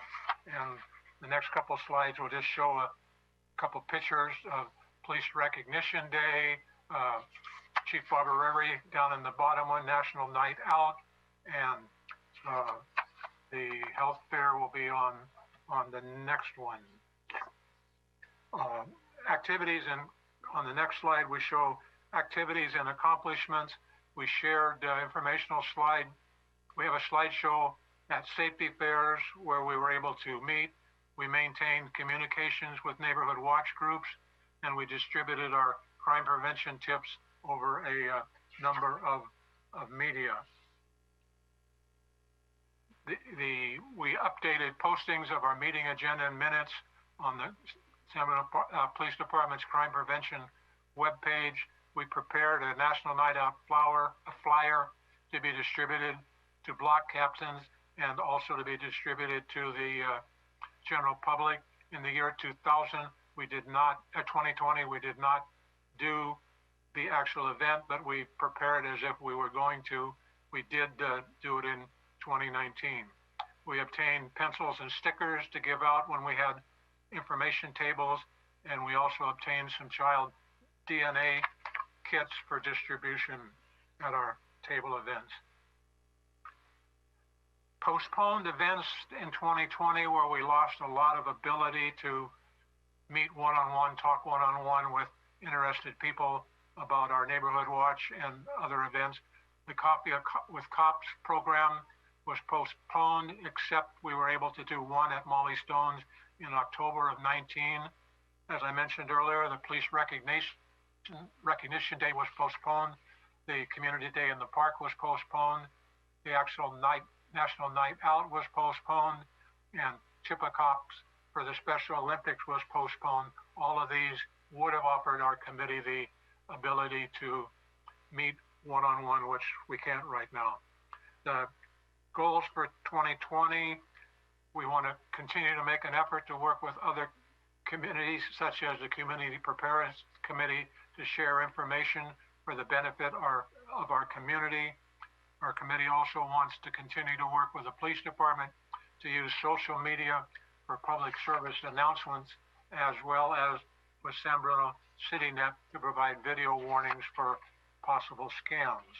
I want to thank you, San Bruno City Council, City Liaison Davis and Salazar, Police Department Chief Ed Barberini and current Chief Ryan Johansson, both Officer Sherry Campbell and Officer Rogie. And I want to conclude with just reminding you that we meet the second Thursday every month at 7 p.m. Where possible, we'll be meeting in City Hall Room 113, but right now we are meeting by Zoom, and the Zoom connection information is included on our monthly agenda, which is posted in City Hall, and anyone requesting that kind of information to be emailed by the city can receive that also. Meetings are open to the public, and I would like to thank the city for the time to update the city on our committee's continuing volunteering in the city, and ask if there's any questions that I or Officer Rogie might be able to answer. Thank you, Mr. Chair, for your report and presentation. And also thank you, Officer Rogie, for being here this evening as well. Are there any questions from my colleagues? Through the chair, or through the mayor? Vice Mayor Mason. Vice Mayor? I'm sorry, I just elevated you quickly. Sorry, Mr. Salazar. Vice Mayor, I did it again. Councilmember Mason. Go ahead. Okay, go ahead. I'll take it. Well, he had his hand up. That's what threw me. No, you can always count on Mr. Reichel to make those corrections. I have a question, Mr. Reichel. When there is an uptick in violence, I believe Millbrae is seeing one. They just had a bank robbed and they had a mugging recently. Is there collaboration, for example, with the senior center or any kind of communication that's within the community through the committee, when we can get the word out quickly that there's a certain pattern that we're seeing? The answer is yes. We've had this discussion with both of the chief of police, and they give us guidance. Sometimes they prefer that we do not elaborate on the extent or the location of specific because that can be more detrimental.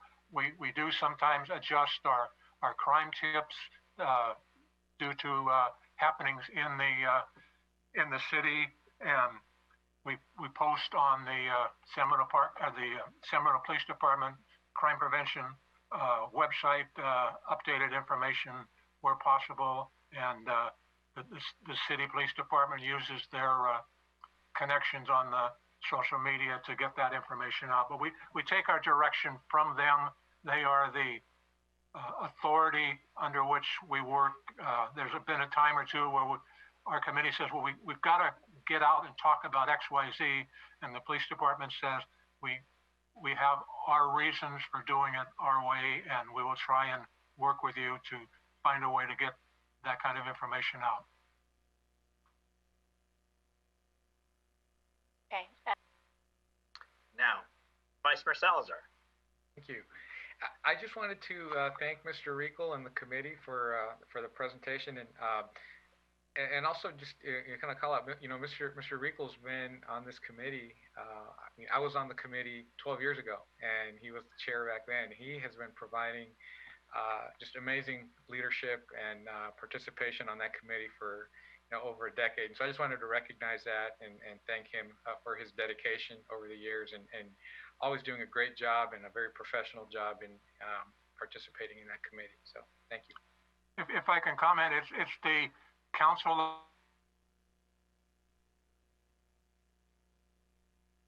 support at times that allows the committee to look like we are being so effective. So we appreciate your thanks, and we will continue to work as hard as we can. We had a little bit of audio difficulty, but I think what the chair is saying was thank you and also giving credit back to the council. So as Robert does that. So please, on behalf of the city council, to you as chair and as the vice mayor stated, your years of service and dedication to the community and to the committee, and as well as to all of the members of the committee, please pass on our thanks and appreciation. I will do that. Thank you. Okay, with that, we're going to move on to consent. Consent calendar. All items are considered routine or implemented on an earlier council action and may be enacted by one motion. There will be no separate discussion unless requested. So first, if I could ask from our folks if there are any items that they want to pull for a separate vote.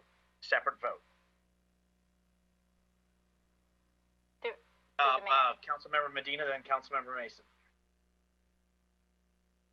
Councilmember Mason, go for it. Well, Councilmember Medina, you can go ahead, please. Wait. Now, first, let's just make sure we got it, because I know there's one we want to comment on the bike and ped. But Councilmember Medina, you had an item, and your hand is out both ways, virtual and physically. Sure, no problem. I did want to pull 5F for discussion. Okay. So it could be separate votes. That would be fine. You want a separate vote or just discussion? Discussion. Got it. Okay. Anything for separate vote? Well, for discussion, let's just say for a separate vote. Okay. For F or for another item? For F. Okay, F, separate vote. You got it. And you predicted 5J would be for acknowledgement. Got it. Thank you. Councilmember Mason. Yeah, so 5E for discussion and also 5F for a separate vote. F is already for a separate vote, so E is the one added for comment or question. Okay, Councilmember Davis. I was going to ditto both those comments, so I'm glad Marty pulled it for a separate vote. Okay, anything else? Okay, with that, let's go into the ones for discussion. We're going to go on to consent calendar, item E, and that is adopt resolution approving various curb marking changes. And what would be helpful, Councilmember Mason, is if it could be, are you talking about all of them or if there are specific ones? And then I'll go to Councilmember Medina to see, or Councilmember Davis to see if there's others too. Yeah, it's actually more of a process question that I had yeah, so I was hoping that the director may be able to answer. I think that this has come up a couple of times now where people have asked for traffic calming measures in some way or the other, and we've talked about the process going to the Traffic and Safety Committee. And so, for example, one of the requests was made, it looks like on August 7th, 2019, and we're now about 13 or 14 months later. Another request was just made in the last couple of months. So I think for myself and for the public who's watching and other council members who may be interested, how is this determined, kind of what the process is from initiation to fruition on a vote? And then the second part of the question is the TJKM study that was completed in 2018. Is that balanced with requests made by the public during public comment at the Traffic and Safety Committee to determine which one is a priority?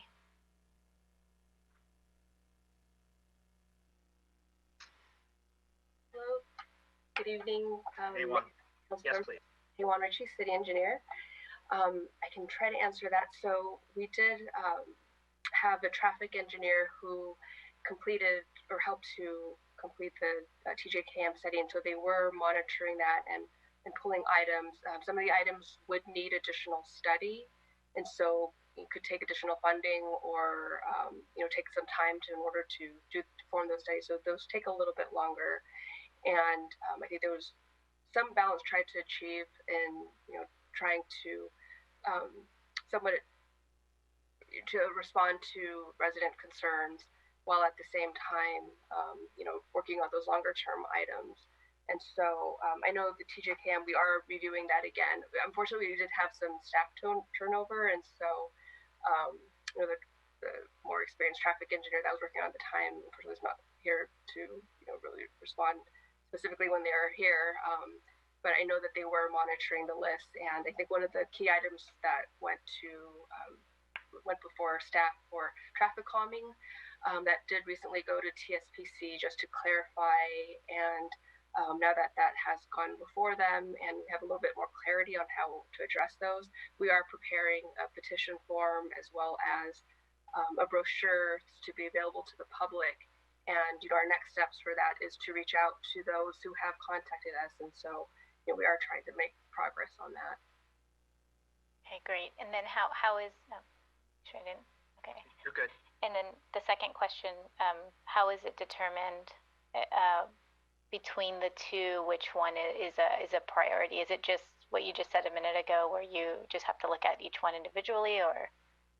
It is. Some of it may be just determined on our timeline for the studies and when it's available, and we're able to prepare the staff report. And we also try not to overload a single meeting with many items and not have any another meeting. And so we do try to also spread out the items so that they're approximately equal. Okay. And one final question to the mayor, if it's okay. Please. Okay, thanks. One of the proposals is for, I believe, the apartments near Crestmore, and in the staff report, which I don't have right in front of me, but it referred to 4 collisions that were not specifically identified or directly related to that particular gray area that's going to be red striped. I'm just concerned because the parking is really bad over there as it is, and so the recommendation that's been given I guess I'd like to hear more from you. I did hear that I did read that the owners would like the location to be red. I'm curious to know if there was any outreach made to the tenants or the residents there, because parking is just so hard to find in that area as it is. Right, and so the actual determination was to, so they had actually requested more red curb to be applied, and in doing the evaluation of the collisions and not being related to this parking zone, the decision actually and the recommendation was to actually allow the parking to resume. And so more parking would actually be allowed than had originally been requested by the apartments. And so I think that the parking was really a consideration and was really evaluated with all the facts that were before us. Okay, very helpful. Thank you. You're welcome. Councilmember Medina.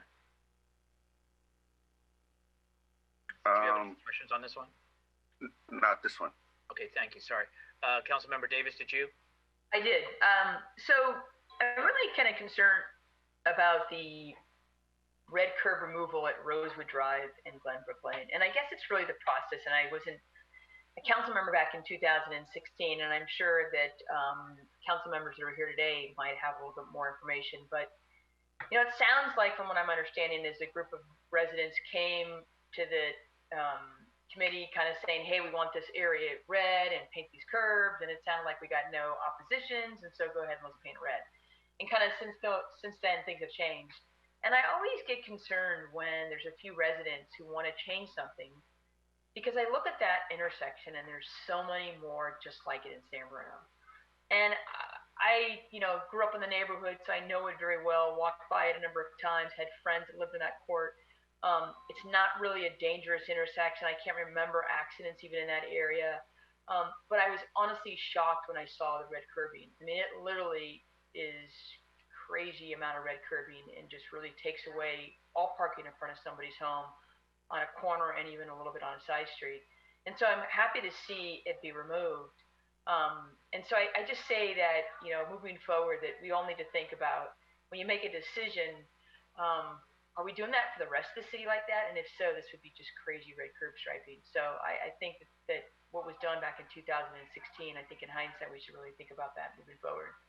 And then secondly, I happened to be participated in that meeting, and the committee, the TSP, came up with an idea of putting a yield sign. And again, I asked, well, gee, there's other yield sign, or there's other intersections without yield signs. It was not the recommendation by the consultant. So now I wonder why we're actually putting in a yield sign. You know, the person leaving Glenbrook Court should really be the one who's going to proceed with caution and not really come out into the Rosewood Drive unless it's clear. So again, I think that's something that I would, again, not recommend going forward with something where, you know, are we doing yield signs every time there's a side intersection that's coming into another street? Because we don't have that. I mean, there's some areas in town we do have it, but we don't have it consistently. So I would be careful with adding something.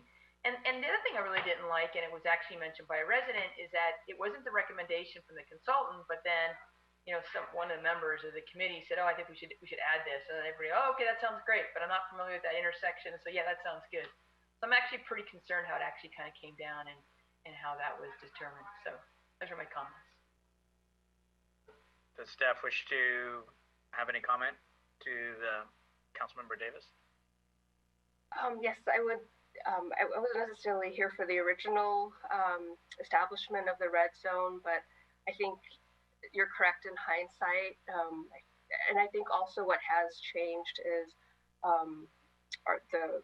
what we look at in terms of the site distance. And so we can apply, you know, more engineering judgment in that respect. And so I think we would be more, I think, cautious moving forward. And, you know, I think we're all learning our lessons as well. And so, you know, I think all of this information is good and will be carried, and I know that that has been expressed by the TSBC as well, as to look at it more completely. And I appreciate appreciate that, and I think it's not just for staff, but also for council members and those listening who want to become a council member. That we really need to think before we kind of make these decisions on these one-off situations. So, if you approve it here, do we apply that same theory throughout San Bruno? So, thanks so much. Appreciate it. Okay. Was there anything else from others on this item? Item E. Okay. Let's go on to item J, which is accept resignation from Bicycle Pedestrian Advisory Committee member effective November 6, 2020. The city clerk post a notice of vacancy in accordance with state law. And Marty and a couple of us are bringing it up, and obviously others can comment, but it is Mr. Walter Bird, who is just, shall we say, one who has always been an advocate, very passionate, going into the schools when was allowed, right? The bike to work, all of those things. He truly has been a very, very active member of this body. We want to thank him. Councilmember Medina? No, Mr. Mayor, you're absolutely right. 18 and a half years serving on that committee, a avid bicyclist. I can share with you that I once was the council liaison, staff liaison to the Bike Pedestrian Committee, and it was Walter there, and his passion for bike riding and safety has always been incredible. So I thank you for his service, and well done, sir. Okay, thank you. So as far as for items for discussion, those are the ones I had listed. I would then entertain action to approve all items on consent with the exception of item F. So moved. Second. Motion made and seconded to approve all items except F. Roll call, please. Councilmember Davis? Aye. Councilmember Mason? Aye. Councilmember Medina? Aye. Vice Mayor Salazar? Aye. Mayor Medina? Aye. Now we'll go to the pulled item, item F, adopt resolution establishing a permit parking zone on a portion of the 200 block of Huntington Avenue for city employee parking. And Councilmember Medina. Yes, thank you very much, Mr. Mayor. I pulled this item because I'm concerned about the impact to the residents that live on Huntington north of the parking permit zone near the corporation yard. I spoke with the resident today. And I heard that not only is there numerous cars that park that are probably not from the neighborhood, that are, they believe they're contractors that leave their large vehicles there. And recently street sweeping was added to that section on Huntington. And I have a number of questions. And we all know that parking is very difficult in numerous areas. It's even worse now with more people working at home. It was getting a little bit better, but it looks like we're gonna slide back. And so I'd like to hear a little more about the need for it. How many parking spaces are we trying to open up? How many employees arrive at that time? How many employees are working at the corp yard?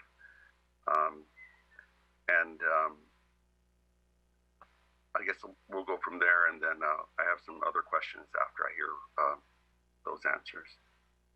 Yeah, so Councilmember's kind of asking for kind of an overview and some more specifics as he identified. Would that be Director Tan or City Manager Grogan? City Manager first, and then Director.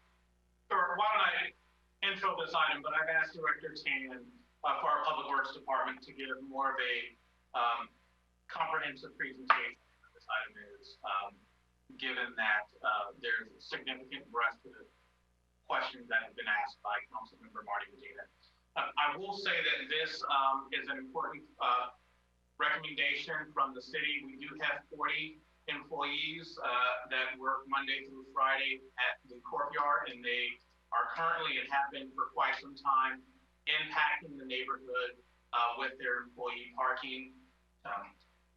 We do not have the space at our courtyard for on-site employee parking, nor the money to construct a parking facility.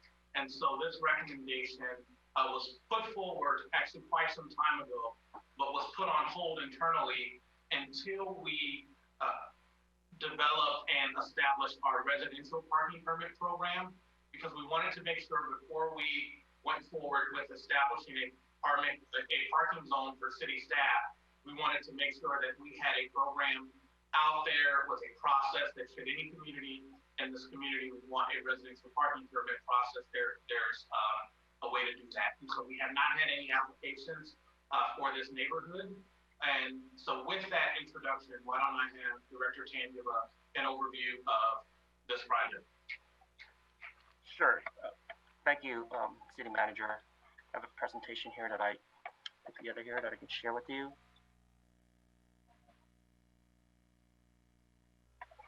All right. So as you're aware, the topic is related to the establishment of a parking zone on a portion of 200 block of Huntington Avenue for city employee parking. The recommendation is as follows: is to adopt the resolution establishing a parking permit zone on a portion of 200 block of Huntington Avenue for the city employees. The agenda for the presentation is as follows. I'll provide a brief overview or background of the project, share the location map of the area, provide information on the proposed permit parking zone, and then discuss the fiscal impact and alternatives, and lastly, the staff's recommendations.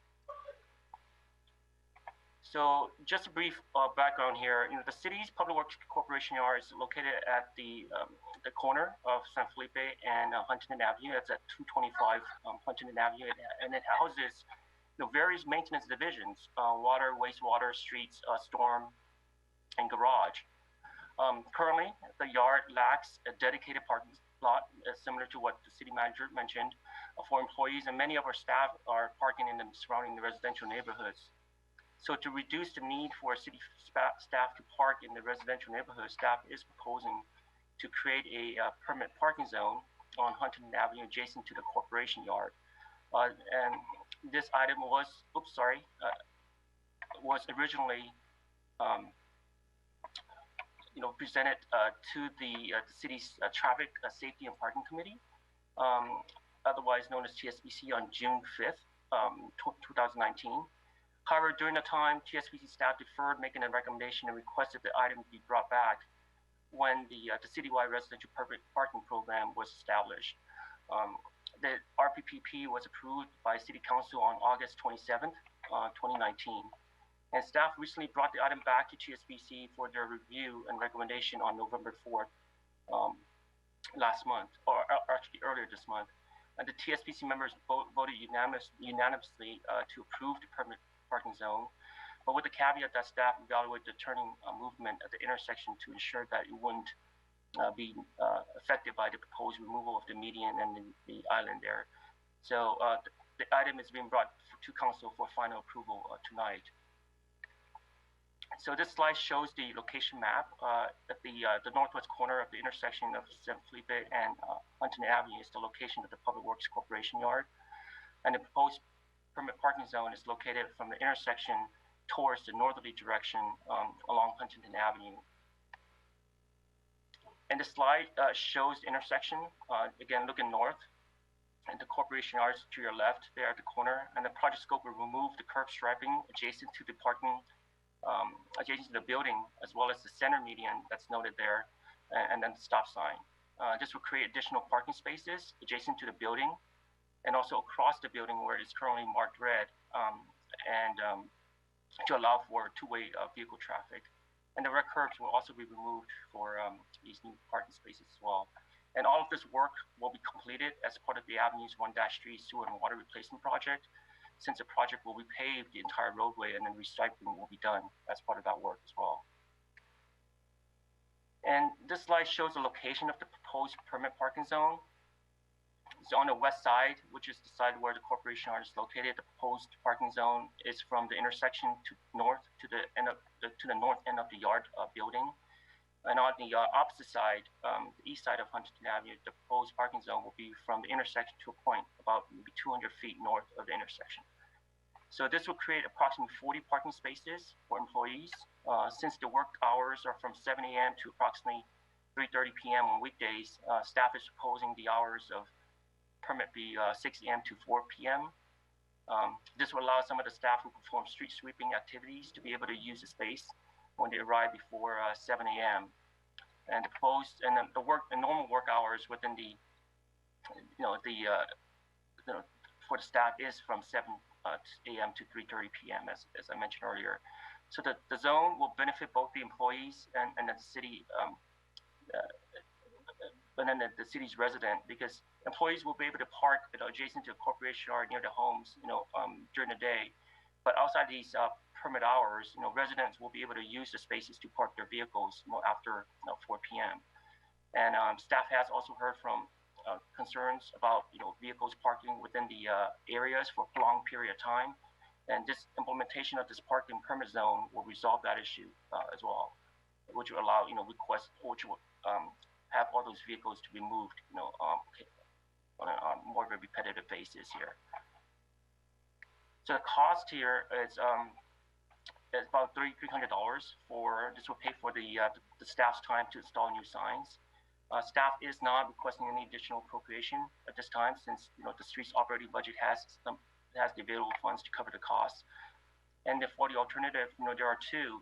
The first, the city council should choose to establish the parking permit zone of a different size, or two, to not approve the zone for the Public Works Corporation yard employees.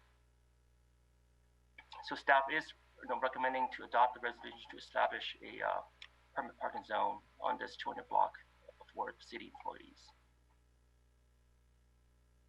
And that's the end of my presentation. I'll be happy to answer any additional questions. And then we also have our deputy director here, that can provide additional information on what the staff is dealing with at the corporation yard in terms of parking. Councilmember Medina, a follow-up question? Yeah, thank you very much for that. So there's 40 additional spaces that are going to be added in this zone. How much effort has been made, or how much contact has been made with the residents that are going to be impacted the most there north of this area? So my understanding is that the residents were contacted when we first previously went to TSBC, and then additionally they were contacted again, or they were sent notices for the recent TSBC meeting on earlier November 4th. So, they've been made aware of twice of the city's interest to create the permit parking zone in this area. Got it. And I served with the mayor on the subcommittee that worked on the residential parking permit program, and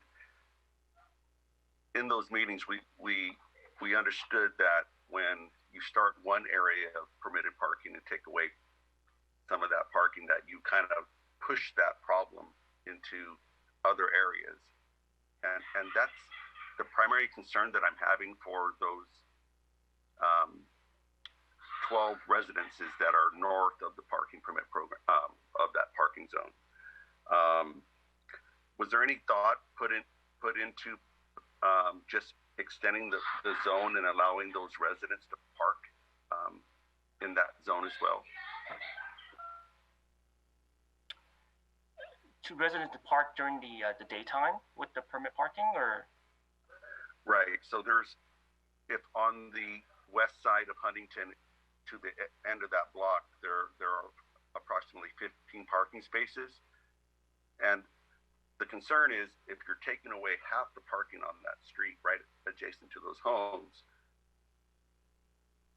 other cars are just going to squish onto the other side of the street, and just kind of the problem is going to remain. It's just going to move over, right? And so if there was any consideration to allow those residents to have access to the parking solely in that zone by allowing, giving them a permit to park on the west side. I'm trying to find a win-win here, because what's going to happen is the parking on the west side of Huntington is going to be taken up by the cars that used to park on the east side. And when street sweeping occurs, there's no place to park if you don't have a permit, because you can't park in front of on that street. I'm just trying to, I'm anticipating the problem that's going to arise when we do this, and I'm just trying to find another way to avoid it. Yeah, I can say that. I don't know. Staff hasn't looked into that. Additional extension of the spaces that you're actually referring to, and that's something that we can take a look at on our end for additional evaluation as well. But I don't know, Haywan, do you have anything to add on that? I do. The residential portion, we do, have a process to establish a residential parking zone, and we want to make sure that it's something that the residents want, because for one reason or another, they may not feel that it's something that they want to pursue. And so I think before we establish a new zone, we definitely want to engage with the public and make sure it's something that they want before we, tell them this is how it's going to be. There's definitely a process for that, and we're of course available to answer questions on that and help through that process. And if that's something that council would like us to explore, we could, try to send out mailings to that particular area, and just to remind them that there's this program that exists, if that's something that would be desired. Okay, and if when would this be implemented? When would we start this zone? So there are some improvements that need to be made, and so those would be when Avenues 1-3, which is currently under construction, is completed and the streets are repaved, and so we would not incur those costs, at least related to the pavement. So the spring, is it the summer of 2021? The project, the sewer project, or the sewer and water replacement project is anticipated to be completed during the summer. Okay, so there's plenty of time to kind of hear from the residents. Okay, that makes me feel better about it. And when we do the, will there be pavement markings to maximize the number of spaces? Like downtown, there's a little hash marks. Is that intended to be painted as part of this project?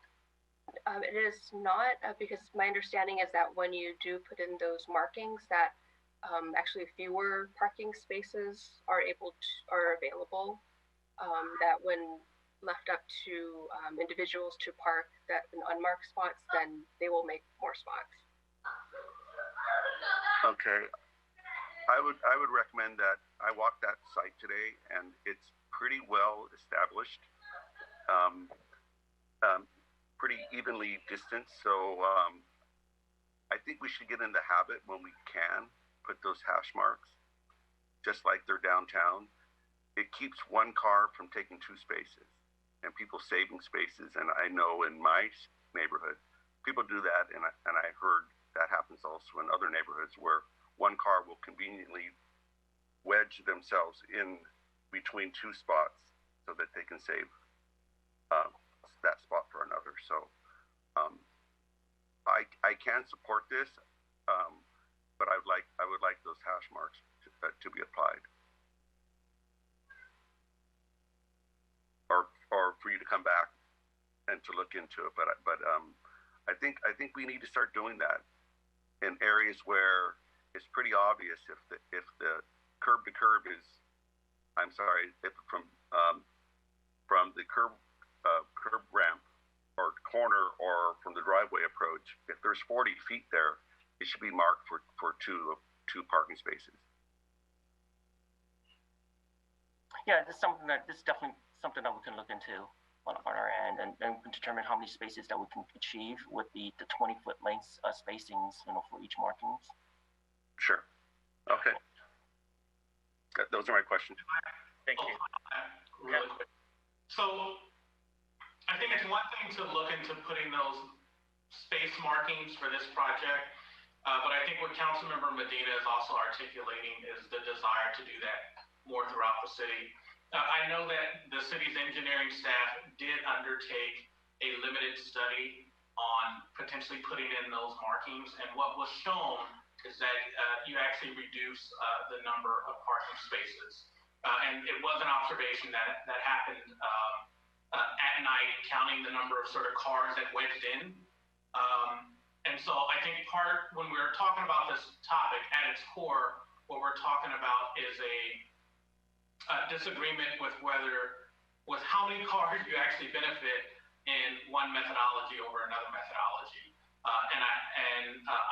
I think staff can go back and look at that analysis. But if our goal is to actually have more cars, one way is typically better than the other. And what the analysis that the engineering staff did before, it was proven through that analysis that you actually get more cars on an average night basis without having the markings, just because of people that wedge in. Now, in anecdotal observations, you could see, yes, people on a given day probably taking up spaces, but if our goal is to increase the parking, we probably want to do a larger analysis and look at other cities as well. That's correct, and I also believe that there may be other regulations that start to apply, and then of course there will be the ongoing maintenance that's required, not only this one time, but on a continuing basis if we do install the markings. So it's something else to consider, but it is something that can be looked at. Next, Councilmember Mason, then we'll see Councilmember Davis. Thank you. So does staff currently get permits to park in the area so that they don't have any tickets from street sweeping otherwise? No, the staff does not have any permits. They are parking their vehicles, throughout the neighborhood whenever they get into work. Okay. And are they ticketed? Is there any way for street sweepers, for example, to know that a vehicle is a staff vehicle because they're registered with the city versus a regular vehicle that's a member of, just the community? So why don't I take that? We do not have any special provisions that allow staff not to receive tickets. So if they violate any parking regulations, they will get a ticket. Okay. So I think my concern around this particular item is two big areas for me. One is that I was at the first meeting. I attended the first meeting where this was raised. And the residents in the community were not in favor of this permitting. There's barely enough parking as it is for the individuals who live in the community. And while it's understood that staff needs to park somewhere as well to serve the community, the residents of the community are already struggling to find parking. And the requirement that they would have to be up by 5:59 a.m. to move their car for employees isn't really that much of a give in the way that it is presented, right? To say, well, anybody can park there between 4 and 6 a.m. Well, if you live there, you'd have to get up really early to move your car. The second issue is that this area around and the issue around east and west ticketing with the street sweepers, I think that's a big issue. I think I'm a little concerned that this was brought to us before we had a full discussion around the ticketing that's been happening between the east and the west side of the city. And without addressing that, we're moving forward with identifying parking spaces specifically for our employees who are paid to come to work. And it's not minimizing our employee work effort, their work product, that they're committed to the city, but it is saying that if you live somewhere, you want to be able to park near where you live, and you want to be able to sleep comfortably and not have to worry about getting up early to move your car, which is already an issue that we hear about all the time because of street sweeping. And so the fact that at that first public meeting, the second public meeting was the day after probably the biggest election in U.S. history, And my understanding was that there was no public comment made, but being that I was at the first one, being that I do recall how controversial this issue was, and being that I do know how controversial the ticketing issue is, I'd rather address that before we say, yes, we're going to assign this entire street to parking, or this entire area to parking for employees. What I would prefer as an alternative is that we do create a permit program where employees are not ticketed if they park in and around a community that might have street sweeping, or for whatever reason they might go past the hour time requirement. And that might be a balance. But for the equity issues that are there with our communities, I just can't support this at this time. So thank you. Okay, and I appreciate your comments, of course. Again, we're not addressing street sweeping or ticketing on East or West or within that area. Primarily, it's in this 200 block radius, just for clarity, so we're knowing. Councilmember Davis. Thank you, Mayor Medina. So there's several concerns I think that Marty tried to address as well. And I mean, first of all, I understand the staffing issues with parking at that site. So for those of you who don't know and haven't heard tonight, it's probably it's probably like going to a Giants game in the parking lot, and they're packing a bunch of cars into a spot, and you're the first one there, and you're like, oh, can I get my key that's in that car blocked up in the corner over there? Because that's what they're trying to do, is they're stuffing a bunch of cars onto city lot because they don't have the on-site parking for staff. So I get that. But I also get that there's a community that's lived in this neighborhood with limited parking. And so I'm happy to see a couple things. I'm happy to see that at least we're looking at increasing the number of parking spots by removing a number of red curb spots, adding parking to those spots on the west side of Huntington. So all that in front of our building, our property, makes sense to be permit parking. There's another little bit of red around on San Anselmo. And so I guess I question why we can't take more advantage of San Anselmo. It's a pretty wide street, so has staff looked into even adding diagonal parking along San Anselmo in front of our property, not in front of a residential neighborhood?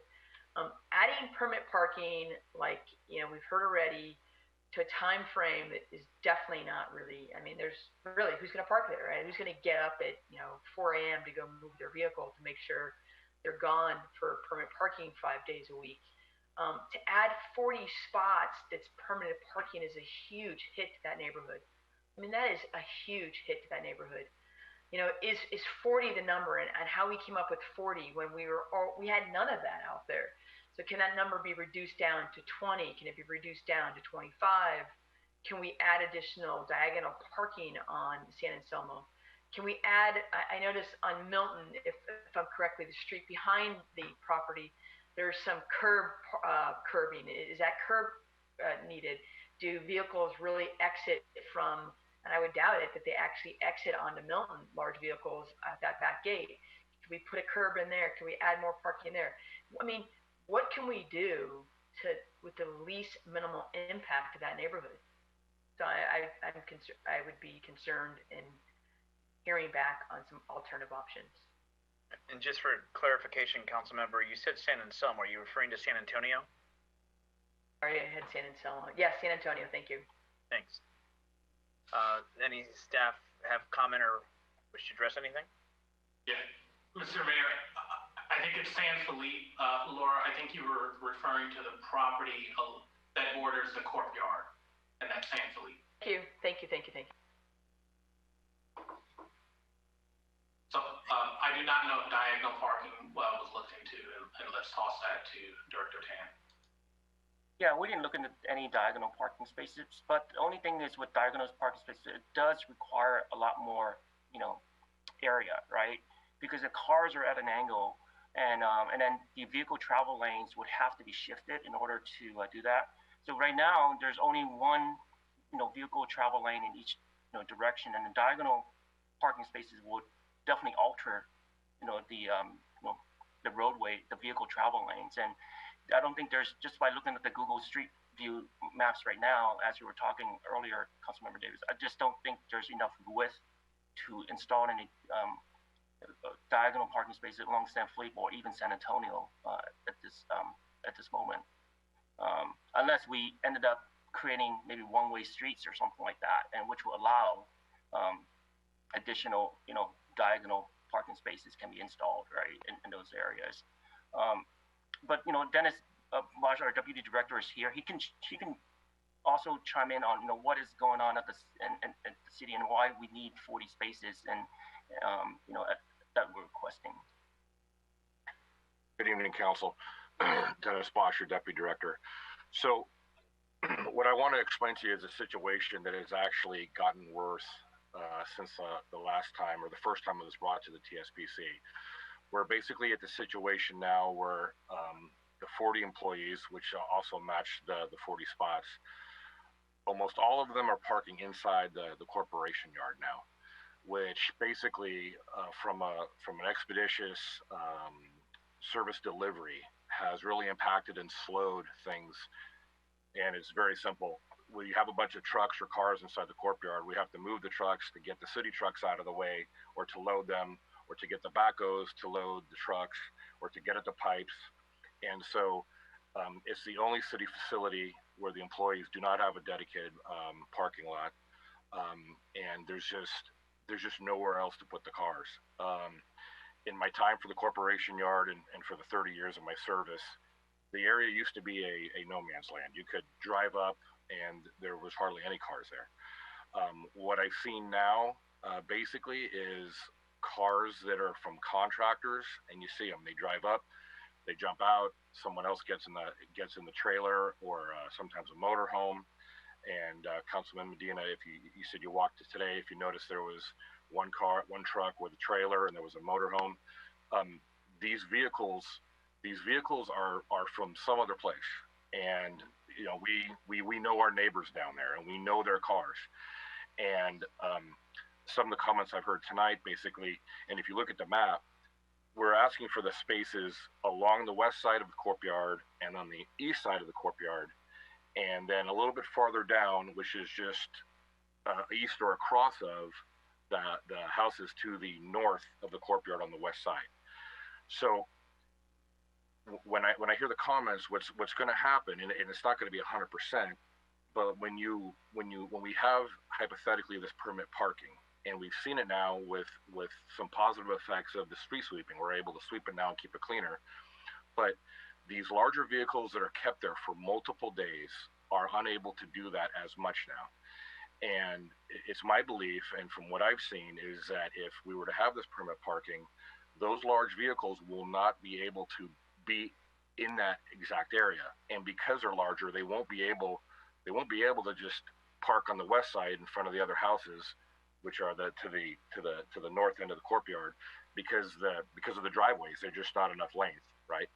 So it's my belief that if we were to go with this program, that those vehicles will not be there, and then it will then create spaces for the residents that live just to the north of the courtyard or in some of the multi-unit buildings. It's my belief that it will create that. And I believe that because when I've seen what has been the change from the street sweeping, is that the large vehicles aren't coming back as quickly. So I don't know where they're bringing them. I drive by the courtyard obviously every single day and up and down Huntington, and they're gone someplace. And even with the footprint of the construction that's going on to Huntington, which is a pretty long length, a lot of the repeat offenders that I would call them have gone. So it's not something I could put my finger on 100%, from a percentage standpoint, but I've already seen some positives to it. And I do believe that, with the employees that come to work and then they obviously go home at the end of the day, it creates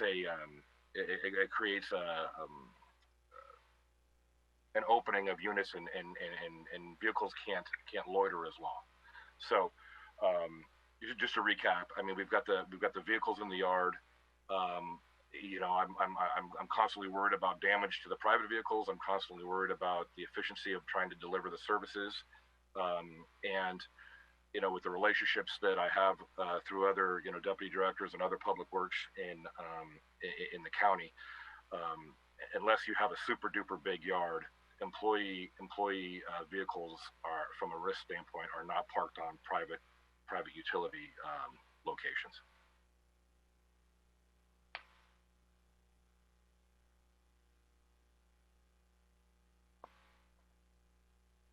Switch screens. Real quick, and then Councilmember Medina has his hand up.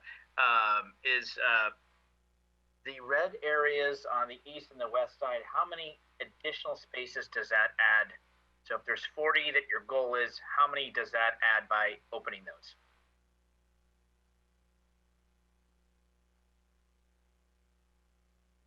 So how many are you adding on the west and the east side that are red that will become parking spots? I believe that was 8 spots. I'm sorry? 8 spots. 8, okay. All right. So in essence, we're kind of, there's 32. So really, it's not truly 40 because you're adding 8. So you're trying to come up with an additional 32 that don't exist today. Okay. Were there other questions? Can the additional red spaces on San Felipe, I got the street name, be removed and added and pull some of the off of Huntington over to in front of there? I mean, it's the other thing I will say it's one of the weirdest streets in San Bruno because you come off all these narrow streets or regular streets, and then for some reason San Felipe just opens up much wider. It's like an old neighborhood next to an older neighborhood next to a little bit of a newer neighborhood, because there's a little bit more of a distance on the width of that street versus many others in that area. That's why I asked about the diagonal parking. Yeah, the red curve adjacent to the parking, the courtyard on South Fleet, that cannot be removed. And there were some truck turning movements that were recently conducted in that, from Huntington southbound towards San Fleet, west. That area needs to be red zone in order for the truck to be able to move or to turn through that intersection. Other questions of staff? Chair? Vice Mayor? Yeah, I had the same question about how many of the spots were net new, and it looks like we're not adding a dramatic number of new spots, and so I was thinking, why don't we just split the baby and let only the new spots be reserved, but it doesn't sound like that would nearly address it. But could we, in addition to those, maybe start with, freeing up just one side of the street to minimize the impact, and that way we do get some dedicated employee parking and leave the rest available to the residents, and it'll still be first come first serve, but maybe if we can get some of the cars out of the courtyard, it might alleviate some of the problem. I mean, it sounds like we're going to do the roadway expansion anyway, so I mean, really the question here is not so much about creating the spots, it's really about, do we do a permit?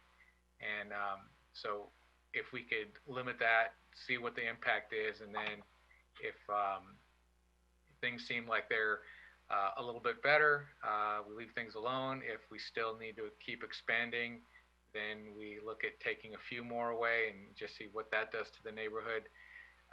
Another concern too is that right now not everybody's going to work, and if people are, because of the pandemic, spending more time at home and not moving their cars as often, this has that much more of an impact on it. I don't know that by this summer things are going to be dramatically better. They might be. I hope they are, but we just don't know. Yeah, I know the question came up about can staff have parking, or are they identified as a vehicle so that they wouldn't be ticketed for street sweeping? Well, it is what it is, right? The reason we have that is so all cars move for a good process through it. And I don't know how some community members, I know, if I parked in front of the yellow zone as a city employee when I did, guess what? I got a ticket in my car, and I was doing city business. And you know why? because I shouldn't have been in the yellow zone. So I don't know that it's fair to say, okay, employees, you can park when you're not supposed to, and the residents are trying to figure out because they don't know it's an employee car. And I think that causes more of a challenge too. I know there's areas across the street in the wood slatted area. I know and I'm going to go way back, I forget even when, that used to be more open, but I think that has been a long time since that's been available for any usage other than material or other storage items for the corporation yard, if I'm correct. I was looking on San Felipe, and I don't see that because of the turn radius and sight visibility that I don't know how you take away red there. I do agree, there was something that some people in this community thought was very important to have street sweeping on Huntington. So it's there, and I think it helped move the traffic. As I've said in my neighborhood, if you just, like when we had the time where we suspended street sweeping, there were cars that didn't move for a month, period. I have street sweeping. So, I saw it, and now at least I know they're going to move twice a month if they do stay there. I think there's some help to have vehicles move, and it is obviously being utilized not by residents, but probably by contractors, and as Mr. Bosch said, and as Mr. Medina saw today. So I think it's important that staff have parking. I know they do at the Parks Corporation Yard. I know they do at City Hall, which means also fire can park there, personnel, library can park there. So, I think there's something that we need to do and just to say good luck. And when they come in to report to work and it's like, I couldn't find a parking spot and it's street sweeping, I'm sure that goes over for I don't know how long and just doesn't help the efficiencies and the effectiveness. Cars parking in the lot, I think it can be a challenge. I think not only is, my question would be, I'm not going to ask it for a response now, but let's just say a city vehicle hits the employee's car. Who's liable? I bet you we're going to get a claim. So I think there's a lot of variables that we need to address. No, I don't know that really helps assist the employees who you do want to be able to have them have a place to park and get to work.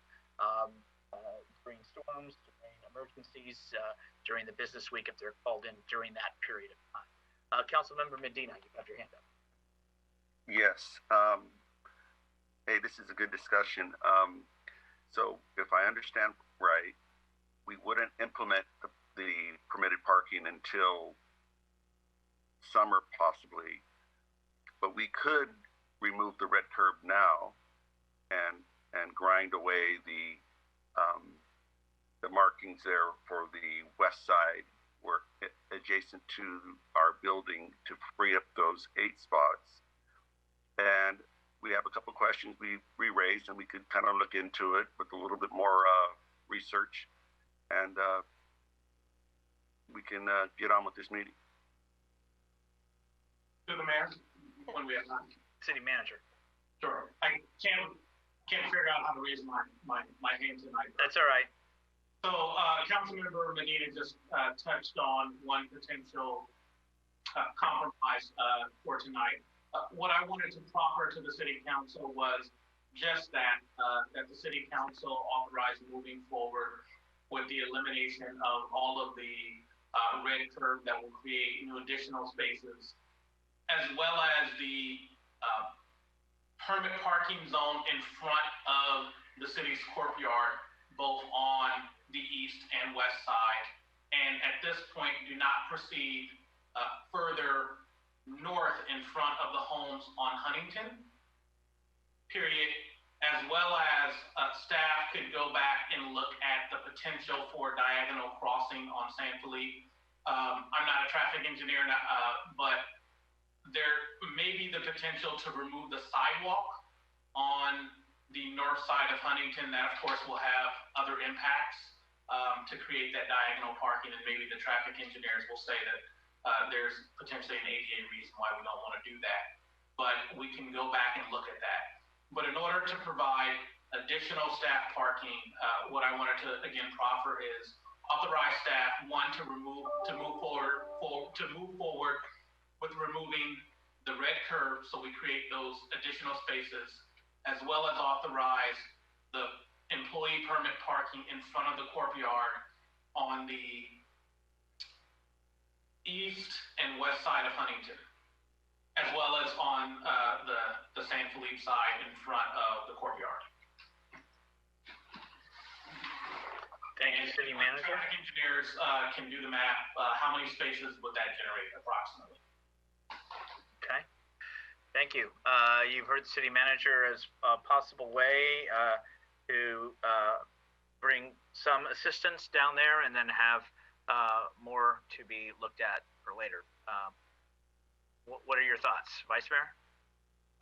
So I don't think the resolution that we have in front of us addresses removal of any red zones at all. It's really just establishing the program. So I think that's really the only action. So if we wanted to limit what that would affect, I would be in favor of limiting it. And it's kind of what I proposed before, that we just reduce the expanse of it, see how much it helps, and then look at what we can do to expand it later if it's still necessary. Be nice if at some point we could take over the old Caltrain lot and use that for additional employee parking, or make some use of that. It's pretty much just a empty storage yard right now. Councilmember Medina, thoughts? Yeah, I appreciate that. That still, the zone wouldn't go into effect until the summer. So I think the quickest thing to do would be to remove the red curb, and we'll come back to this issue after some additional research is done.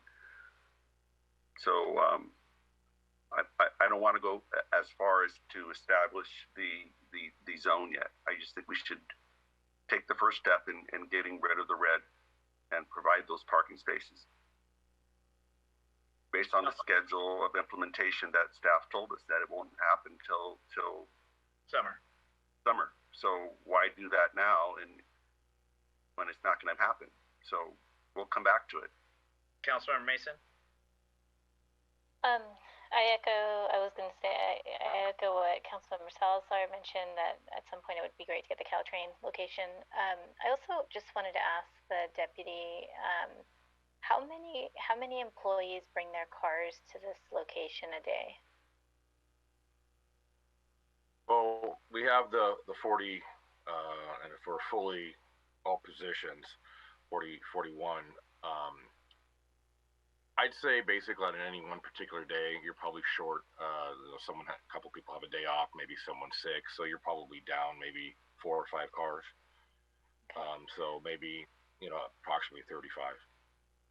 Okay, and because I'm looking at the map, I saw the staff report, but I'm looking at the aerial map.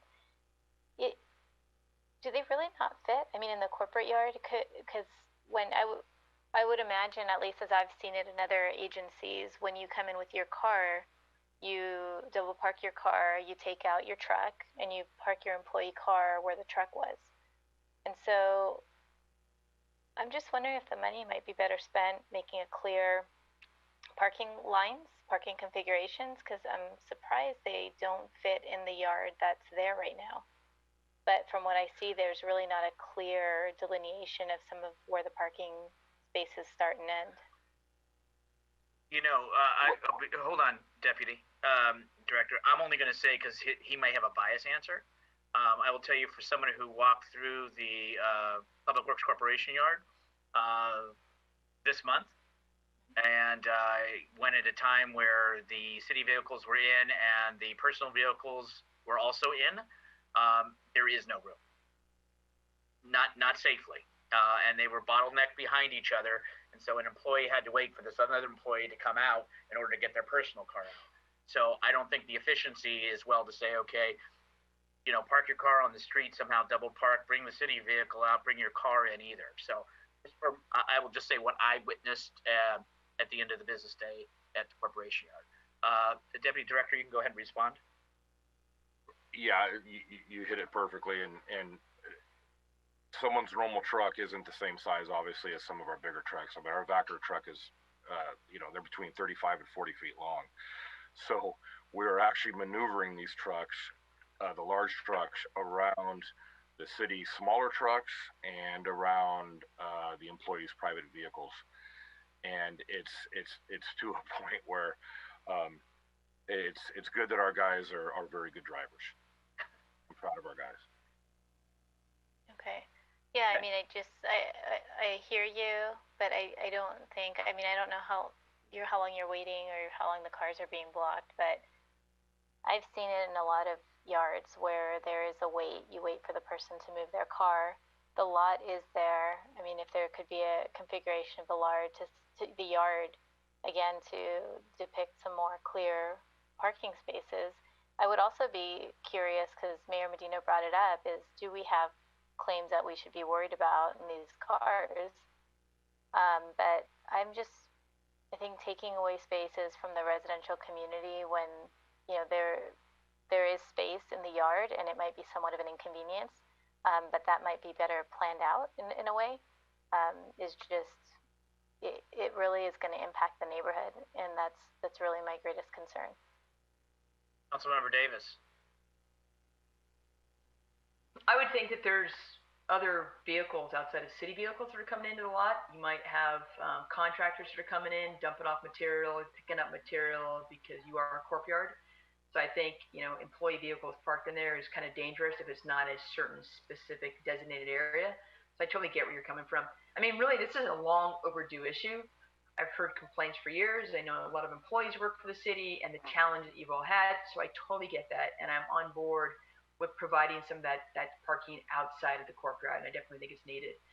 I think that the number, though, 40, is the questionable thing, and that is we know that you can park some vehicles inside, maybe it's supervisors. We know that some people take their vehicles home, and so they're not bringing a personal vehicle there. They're actually driving a work vehicle. So I'd just like to see us get down to a smaller number. And so I like the recommendation earlier where we just limit the permit parking to, you know, outside of our particular property on Huntington. And so maybe we can move forward with something. And like Marty said, come back and revisit this again later in the summer. Okay, I think we've dialogued. It is still under a consent item. The current resolution did go into much more detail. The city manager brought up a consideration to remove red and to only have it on the east and west side of Huntington that is in front of the property that is utilized by Public Works, or in front of Public Works, should we say, on the Huntington side for now. Look into other elements or questions that have been raised by Councilmember Davis that even said, you know, how many vehicles are people driving in that maybe not take a car space, etc. So what's the desire of council? I'll make a motion to approve this resolution with the changes that reduce the number of spaces that would be taken away. Okay. And I wish I knew the exact number of spaces, but we'll just designate that area that is immediately in front of the courtyard. On Huntington, east and west. East and west.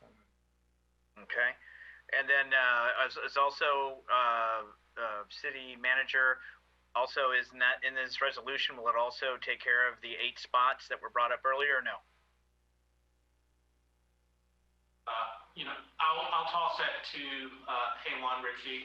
I will also address really quickly the comment about the Caltrans lot. Know that the city has reached out to Caltrain on numerous occasions attempting to lease that lot and have been told no, and they have their own uses of that lot and do not wish to entertain a lease to the city.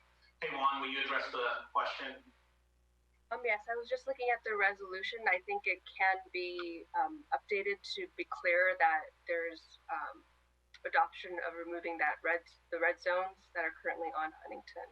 And so I think in combination with those red curb removals and keeping in front of the courtyard on east-west, I think the resolution could be amended. Okay. Vice Mayor, just want to be clear, were you just for the parking, or is it for the 8 spots too, or? Yeah, and I think, you know, getting rid of the red zone is important. That's going to be a major portion of this. That's what's really going to add some parking to it. But the way the resolution is written right now, the part that says, therefore be it resolved, needs to include in that particular language. And so if it's modified, then I will support that as well. In your motion, okay. In my motion. All right, so that would be the removal of the red and the east and west side of Huntington for the spots only. Is there a second to that? I'll second that. Okay, and then on the question, the only thing I was going to say too is it did go before our TSPC and has had some dialogue, and I know they supported it in a more broader perspective, and I think we've brought it down further. So with that, we have a motion and a second to approve that with those changes to the resolution. City Clerk, roll call, please. Councilmember Davis? Aye. Councilmember Mason? No. Councilmember Medina? No. Vice Mayor Salazar? Aye. Mayor Medina? Aye. Motion carries 3-0. Okay, and thank you. And of course, there was other discussions by council to come back with other elements from hash marks to assessing and then seeing if it can be broadened or if that suffices. Okay, let's move on. Item 6, please. Conduct of business. Item 6A, receive update on planning study for the South Linden Avenue and Scott Street grade separation project and provide direction on pedestrian bicycle crossing. I know we all have a few speakers on this, but first we'll call on City Manager.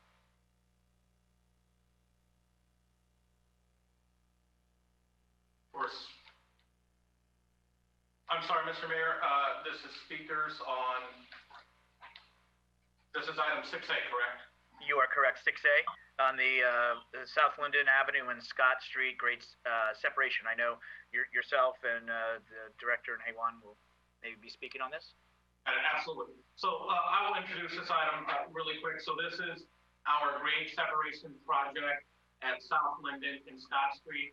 We were before the City Council a few months ago with a decision to select the design alternative.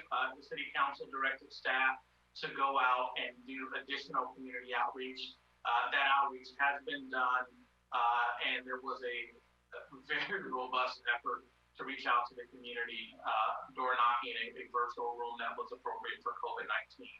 And so we are here tonight because this decision is extremely important and it's needed so we can seek additional funds to fund the next phase of the project. And so we postponed that decision for additional outreach a little bit over 2 months, and now we're back with the results of that outreach, and there is a decision that is before the council tonight. Our city engineer, Haywan Ritchie, will provide the presentation, and there are staff as well as consultants that are attending this meeting that are able to answer any questions that the council may have. Thank you, City Manager Grogan. Good evening, Council, Honorable Mayor, and City Council members. My name is Haywan Ritchie, and I'm the City Engineer for the City of San Bruno. I'm here to provide you with an update on the planning study work before and between August and November of 2020 on the South Linden Avenue and Scott Street Caltree grade separation project.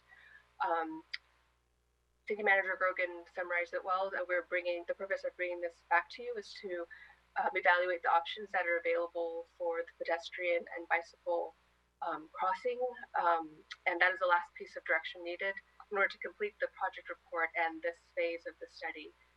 The council is familiar with this project through the multiple meetings that we've had on the subject, and we do have grant funding in order to complete this planning study, and there is a funding deadline associated with completing the report. I also would like to add that in order for us to seek funding for additional phases, we do need to complete this phase. So I would like to start with just a very brief overview of what a grade separation is. A grade separation is a crossing of 2 or more transportation modes at different elevations so they do not disrupt the flow of each other. An example of this would be at Huntington and San Bruno Avenue where the Caltrain station is located. In that case, the roadway is running underneath the railroad tracks in the station. So why build grade separation? Benefits of grade separations include increased safety, reduced train horn noise, and over time traffic congestion mitigation due to an anticipated increase in gate downtime with Caltrain's adopted business plan. The project development team consists of the cities of San Bruno and South San Francisco, with support from Caltrain as a railroad and planning study contract owner. Consultants include AECOM, Apex, CDM, and the capacity is shown on the slide.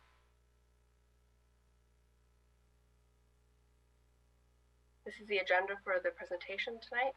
First, I'll be going over the objectives, summarize the work performed by the PDT and the key decisions by council to date, summarize the community engagement efforts and feedback received for the latest round between August and November of 2020, provide staff recommendation, answer questions, receive direction, and then I will go over next steps. The objectives for tonight are to provide an update of the work performed. This includes delivering this update and summarizing the feedback collected, presenting staff's recommendation, and requesting City Council's direction on the pedestrian bicycle crossing type preferred at Scott Street. This slide shows the work performed to date, including community meetings and updates to the City Council. As you can see, we began community outreach in August of 2018 and had a series of outreach and council updates over the past 2+ years. I would like to highlight some of the key directions that have been provided. In October of 2018, staff were directed to conduct a traffic study and obtain additional community feedback on the alternatives, and this included at the time the railroad and the crossing. So the PDT did do this. In November 2019, the results of the traffic study and community outreach were presented. Direction was received to close Scott Street to vehicular traffic while providing a pedestrian bicycle grade separated crossing. This would allow for safety and traffic congestion concerns to be addressed while not requiring residential property acquisitions. Just recently in August of 2020, Council provided direction to proceed with the alternative that would allow for the railroad tracks to be raised 2.5 feet. However, they did direct staff to return to the community for additional feedback on the pedestrian bicycle crossing type, and we did hear this loud and clear. This slide summarizes the outreach plan for the last round of community engagement. In reflecting on our past experience and with being in COVID, things had changed quite a bit, and so the PDTs brainstormed various ideas and came up with a more novel approach to reach community members. With the assistance of our consultant AECOM, a virtual open house was created that would allow residents and community to view models, conceptual renderings, and photo simulations, as well as take a survey on a website platform. We sent mailers to the surrounding neighborhood, which was approximately 450 properties in the 5th edition, within city limits east of the railroad tracks. We handed out door hangers to about 1/3 of the area closest to the crossing, with some receiving the hanger twice. I personally went door to door, masked and socially distanced, along the homes on Herman between Buena Vista and Atlantic. I created hard copy packets for those who might not have internet access, and one resident did mention that, so I was able to provide that packet. The survey was also included, and when I went door to door, it was evident that Spanish translation was needed. I returned with a Spanish translator in order to provide better service. It happened to be when I returned, there was another resident who answered the door, and I was able to speak with them in English, but we did make that extra effort to return to that location. So with the help of our Jennifer Dianos in our city manager's office, we also issued information on our social media. We posted on Nextdoor, Facebook, Twitter, and Instagram. We utilized the city manager's newsletter, installed a changeable message sign with the help of our streets division. I know they are stretched thin, so it was definitely very appreciated, and I have some photos of the sign in a subsequent slide. So these are images of our door hanger that were provided. On one side was English, on the other side Spanish. These notices that had contained the same information was also mailed. These are snapshots of the social media postings. A snapshot of the newsletter. And photographs of the changeable message sign. So there were 2. We were constrained by the number of characters, so the message read, "Please take survey by November 4th," and the website address scottstreetgradesep.com, which is still up and running if people are interested in viewing. So the focus of the community outreach was to direct the public to the virtual open house. In my more informal door-to-door, there were some off-the-cuff responses. I think I had shown the pictures that were available to us from the renderings, and those at the time did seem to favor the undercrossing, but I really, my emphasis was to ask them if they had the ability to please go to the website, spend their time on the site, and then in the virtual open house, and then to complete the survey. There are interactive 3D models and views, conceptual renderings, photo simulations, maps, and a survey to provide the feedback. The virtual open house can be located by typing into the URL, scottstreetgradesep.com, and street is ST, or by going onto the city's website at sanbruno.ca.gov. There is a link on the main page, but you can also type Scott Street Grade Separation in the search box, and it will be the first result. It will be the project website, but the virtual open house link can be accessed from there. I would like to show you the website now. I'll have to stop sharing momentarily and reshare the new screen.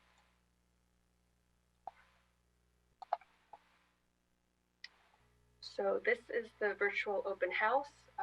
The public could, at all hours of the day, and as for as long as they wished, view the contents. I had a welcome video here, which they could see when they first enter the room. On this easel is a virtual room tutorial.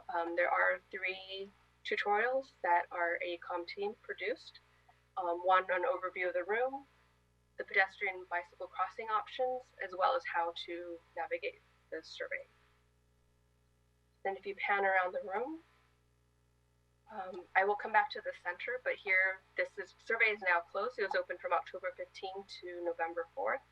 But this is where the survey could be accessed, as well as at the bottom of the page here. We do have the advantages and disadvantages of each option, which I will also have in a subsequent slide in my presentation. Here we have a 3D rendering of the city, and so we have Herman going left to right. Yes? I'm still seeing your PowerPoint. I don't see the room. I am so sorry. I must not be sharing the correct screen. Are you able to see the screen now with the virtual open house? That's it. Okay, I am so sorry. I was going on and couldn't see what I was looking at.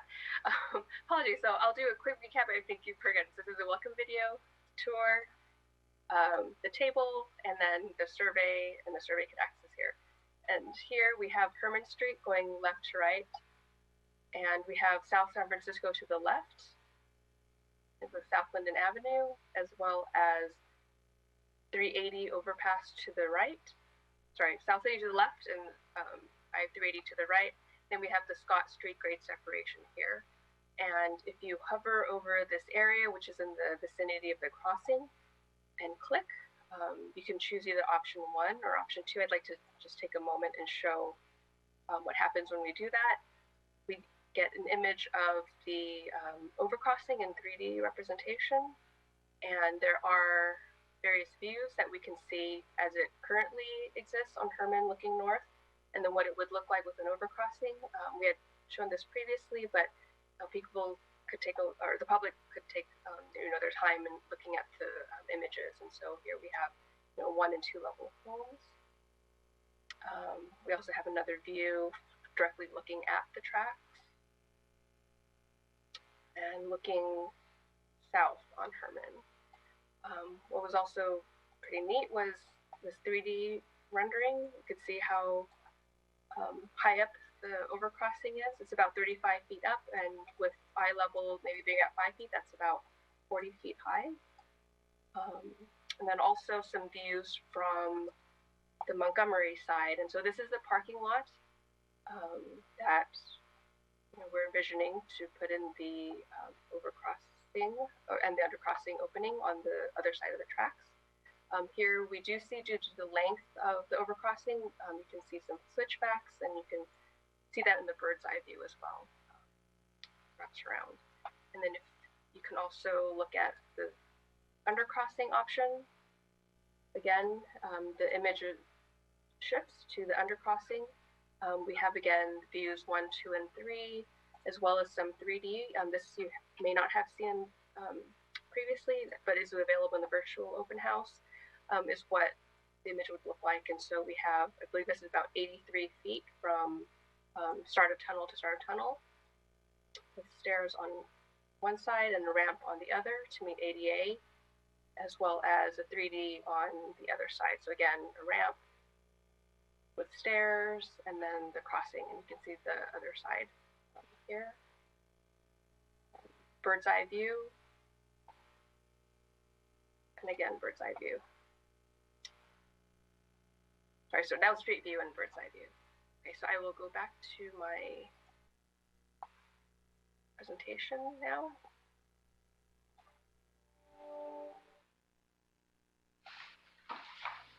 Okay.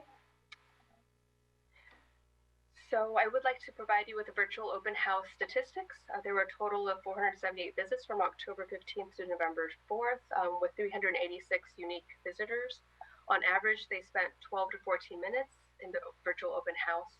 We received 43 survey respondents, of which 32 were residents or businesses within the 5th edition or east of the railroad tracks within San Bruno city limits. So this may be, residents or business on Montgomery, for instance. I do want to get into a little bit more detail about the particular options of overcrossing and undercrossing. So first I'll start with the overcrossing. This is the bird's eye view of what we're looking at. Again, we have a ramp on the Herman side, and then the switchbacks utilizing that parking space on the east side. So this plan view, which was also available in the virtual open house, the ramp is shown in magenta, and the actual bridge portion is shown, the bridge portion over the tracks is shown in tan. The yellow shows the stairs. I did receive a call about the access in the back of the lots facing Montgomery. I want to point out that there is still access in this area here. This is the alley, and I wanted to show that there's an extension of this in a driveway, so no one is losing access on the Montgomery side. The crossing length for the overcrossing is a quarter mile, which takes about 6 minutes to walk, and I count this really quickly, and the pace is about 2.5 miles an hour, or someone walking about 1 mile in 24 minutes. The bridge would be about 35 feet high in place, eye level about 40 feet above street level. This is the undercrossing bird's eye view. Again, we have the ramps on, so the ramp going down, and then a ramp coming back up on the other side of the railroad tracks, with the tunnel underneath. Again, the magenta shows the ramps, the yellow is the stairs, and the brown portion, which is 83 feet, is shown in the tan shading. The crossing is about 640 feet in length, which takes about 3 minutes to traverse, as compared to 6 minutes for the overcrossing, so it's about half the length. And the undercrossing would be approximately 15 feet down and 15 feet back up. So construction cost is not a major differentiating factor between the crossing types. Some of the considerations that are included in the advantages and disadvantages are the privacy.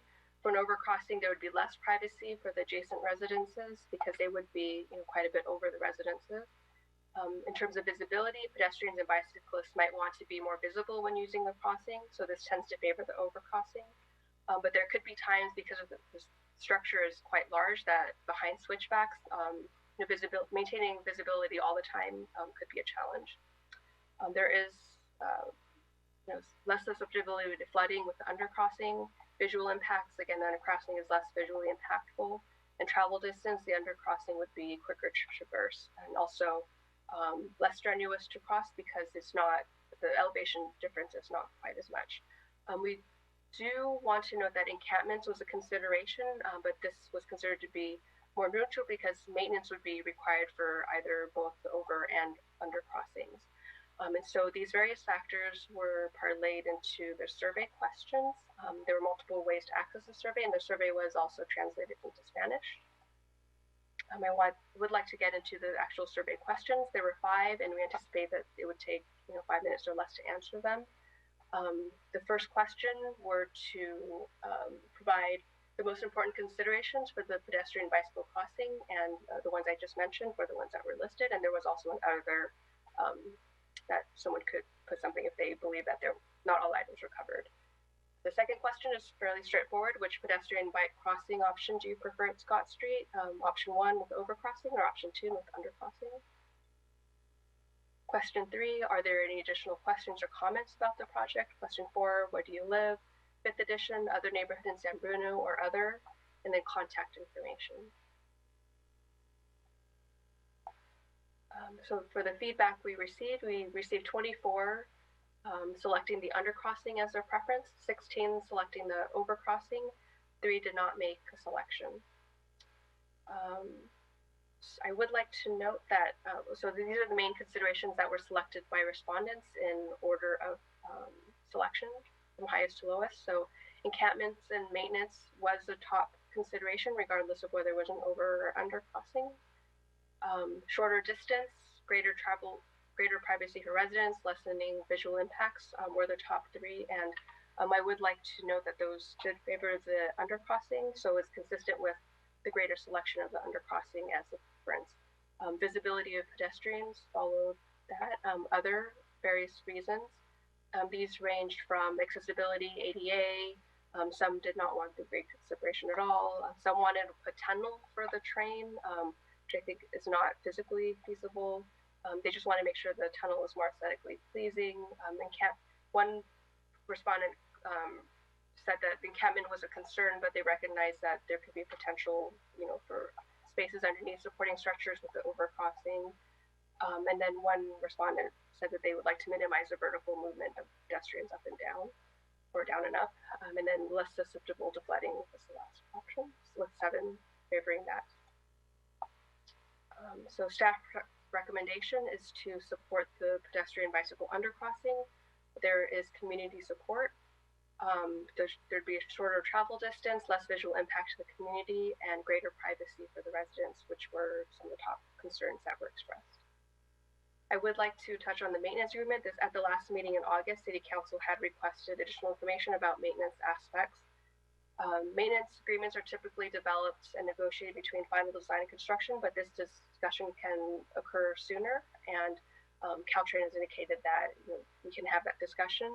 We heard loud and clear that this was a high priority, and we can begin having those discussions. A good place to start might be an existing maintenance agreement we already have for San Bruno Avenue, reflecting on what has worked and what hasn't worked and what could be improved. So we can have those discussions with Caltrain, and also bring back in subsequent meetings or study sessions in advance of the project these discussions. So other maintenance aspects that are subject to discussion and negotiation include cleaning and frequency, graffiti removal, stormwater and sewer pumping systems, tree and vegetation maintenance, etc.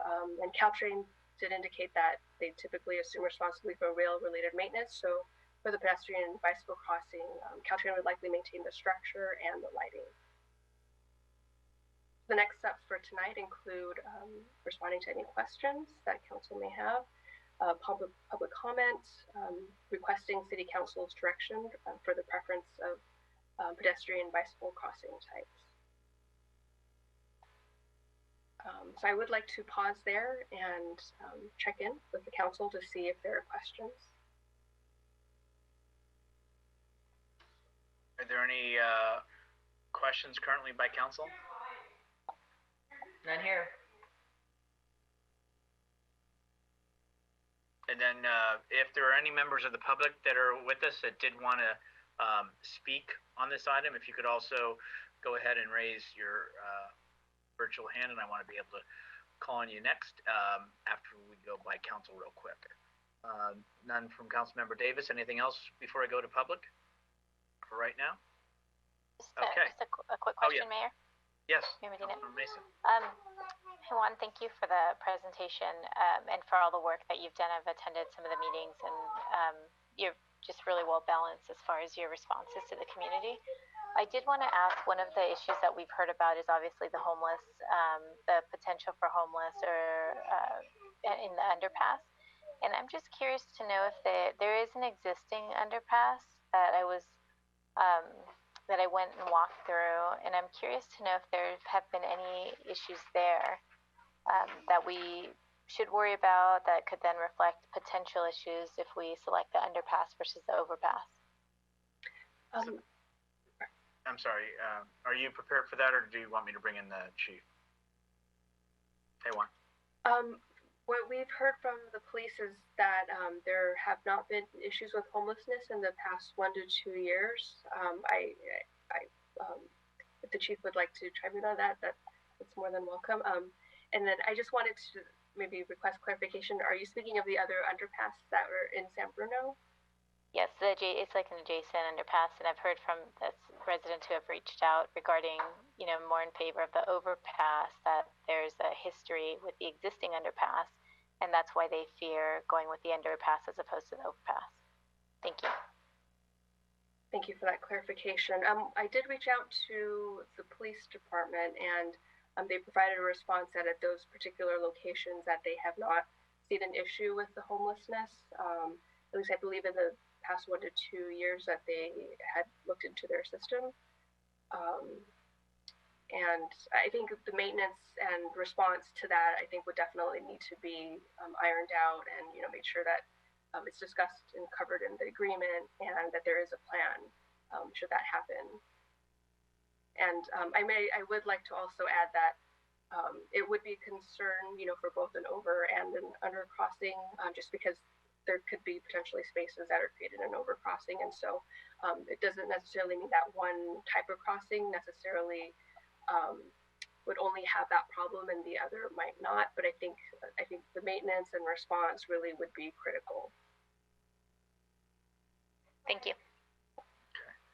Other questions? I'm going to go head over to. We have a speaker, City Clerk. Yes, we have John Franklin.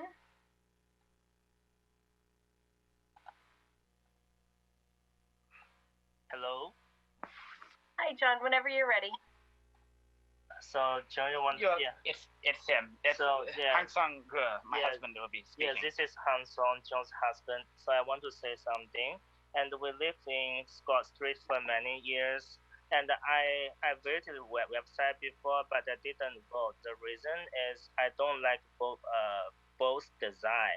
Actually, I support the overcrossing strategy. However, it is not a good design because we have a long distance travel, and it doesn't look that good.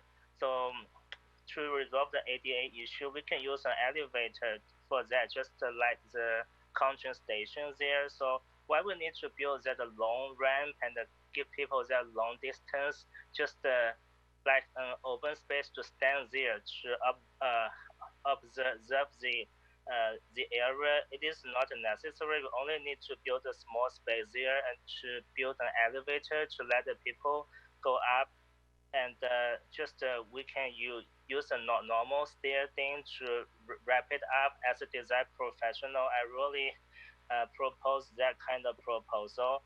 For undercrossing, as I mentioned many times, for the homeless issue, the reason I have this concern because under Highway 380, it is a place we drive every day home, and it is a huge bridge. It is a Highway 380.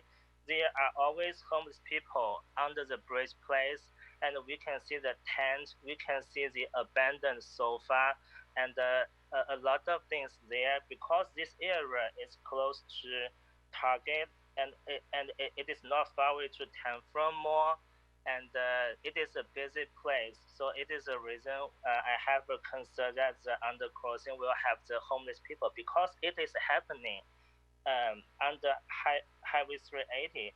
If any of you drive here and pass here, you will see something.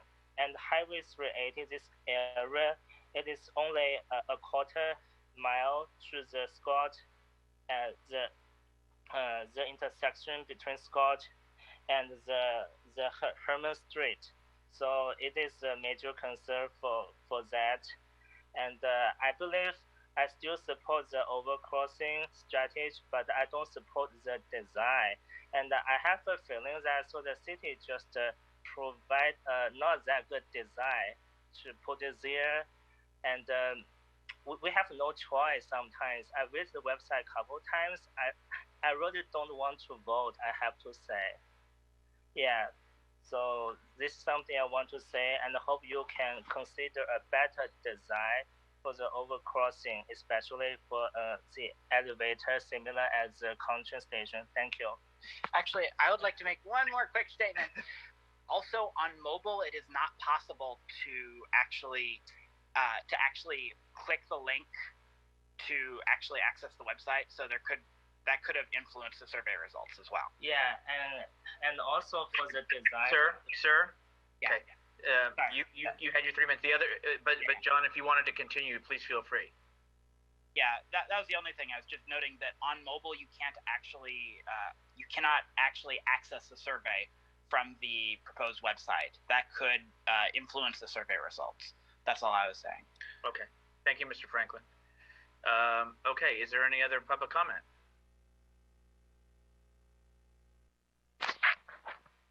No, I do not see any other hands raised. Okay. Thank you. All right. If we can bring it to council, if staff has concluded with their presentation and comments, or city manager, do you have something or? No. Okay.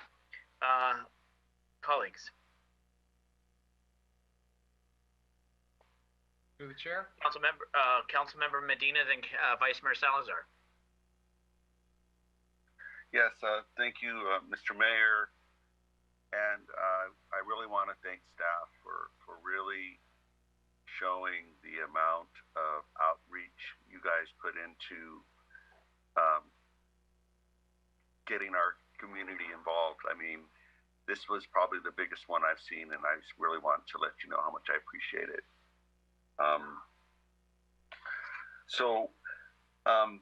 Did we hear from the residents that would be most impacted by people being able to look into their backyards? Were we able to get to speak to any of those people? That's my first question, Mr. Mayor. I'm sorry.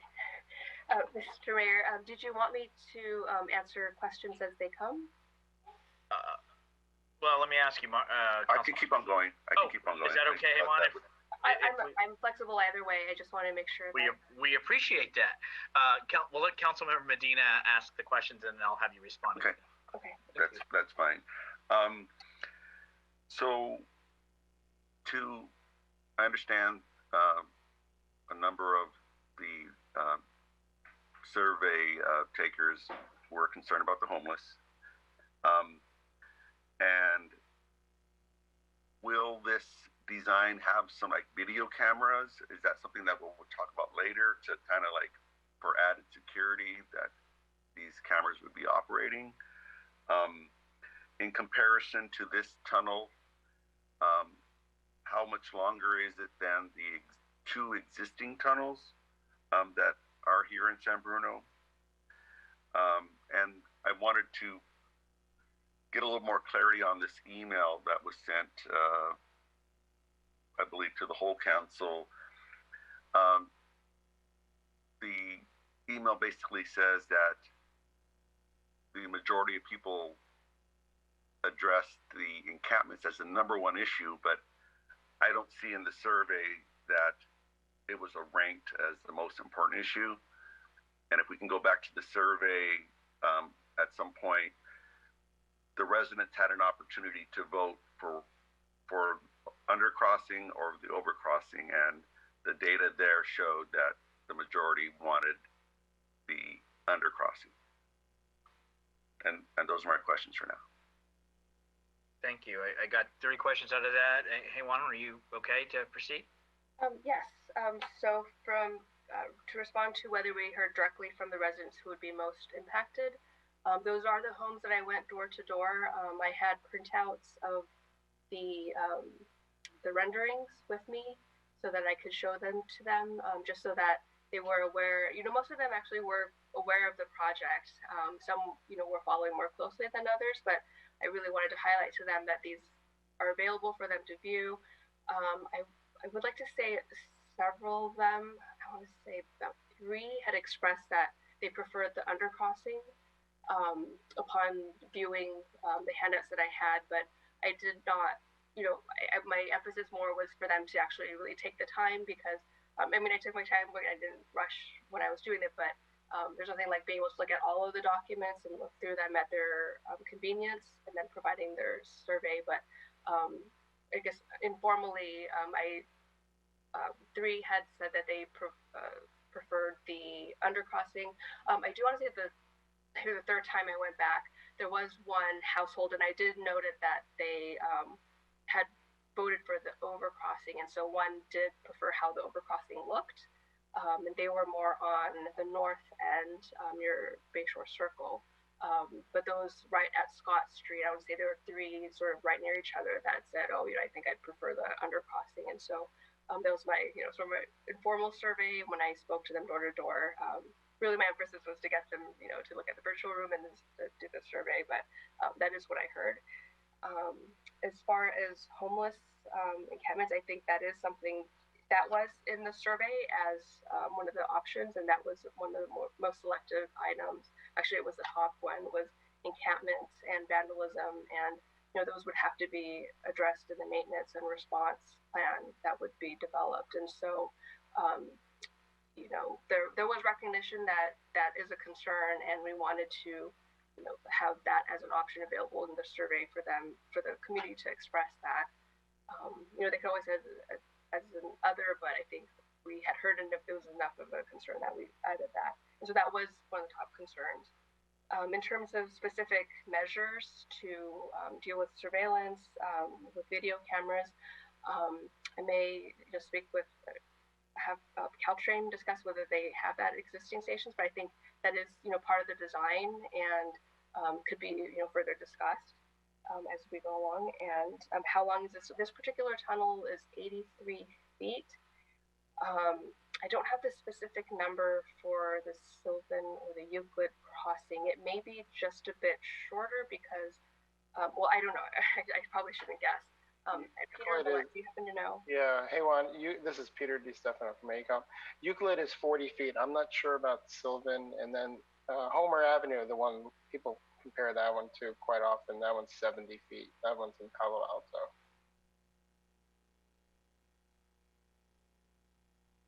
Okay. Thank you, Haywan. Vice Mayor Salazar, then Councilmember Davis. Thank you. So first of all, I wanted to thank staff for the effort that went into this. We asked for more community input, and you guys really stepped up. I think the virtual tour is really great at providing a different perspective and really helping people visualize what each of these solutions represents. And so thank you for going that extra effort and responding to our request. During these COVID times, I know it's difficult, and we had the community meetings before, and we've actually come a long way. And we had a lot of really serious concerns back in the beginning where people thought they might lose their properties, and we've addressed all those issues, and staff has done a fantastic job of addressing the issues and making the information readily available. So I just wanted to thank staff for getting us to this point. And then, I think the homeless issue still is, it's still a concern, and a lot of people are very frightened about that. I think that with adequate lighting, it looks like the design that's being proposed is open enough where we should be able to make that area, not as intimidating for people to approach it, even if it's coming in and later in the day or early in the morning when it's dark. That's going to be important. So I know the staff report included a copy of our previous agreement for the other grade separations, and it did address a lot of those issues. So I think it would definitely be important for us to include those going forward. It also included in there was video surveillance. So I know that Caltrain does actively monitor their stations. I believe it's actually monitored by the transit police, which is that's a function of the sheriff's department. If possible, I would like to see maybe better integration between transit police and our local PD. So if there are issues, that we would be able to address those a little faster than having to wait for a response, to go to the transit police in San Carlos and then get dispatched back out to the sheriff's department. If we can, have a way to address those issues by having the PD involved more in any safety issues that might arise. I don't think I've seen any, the emergency sort of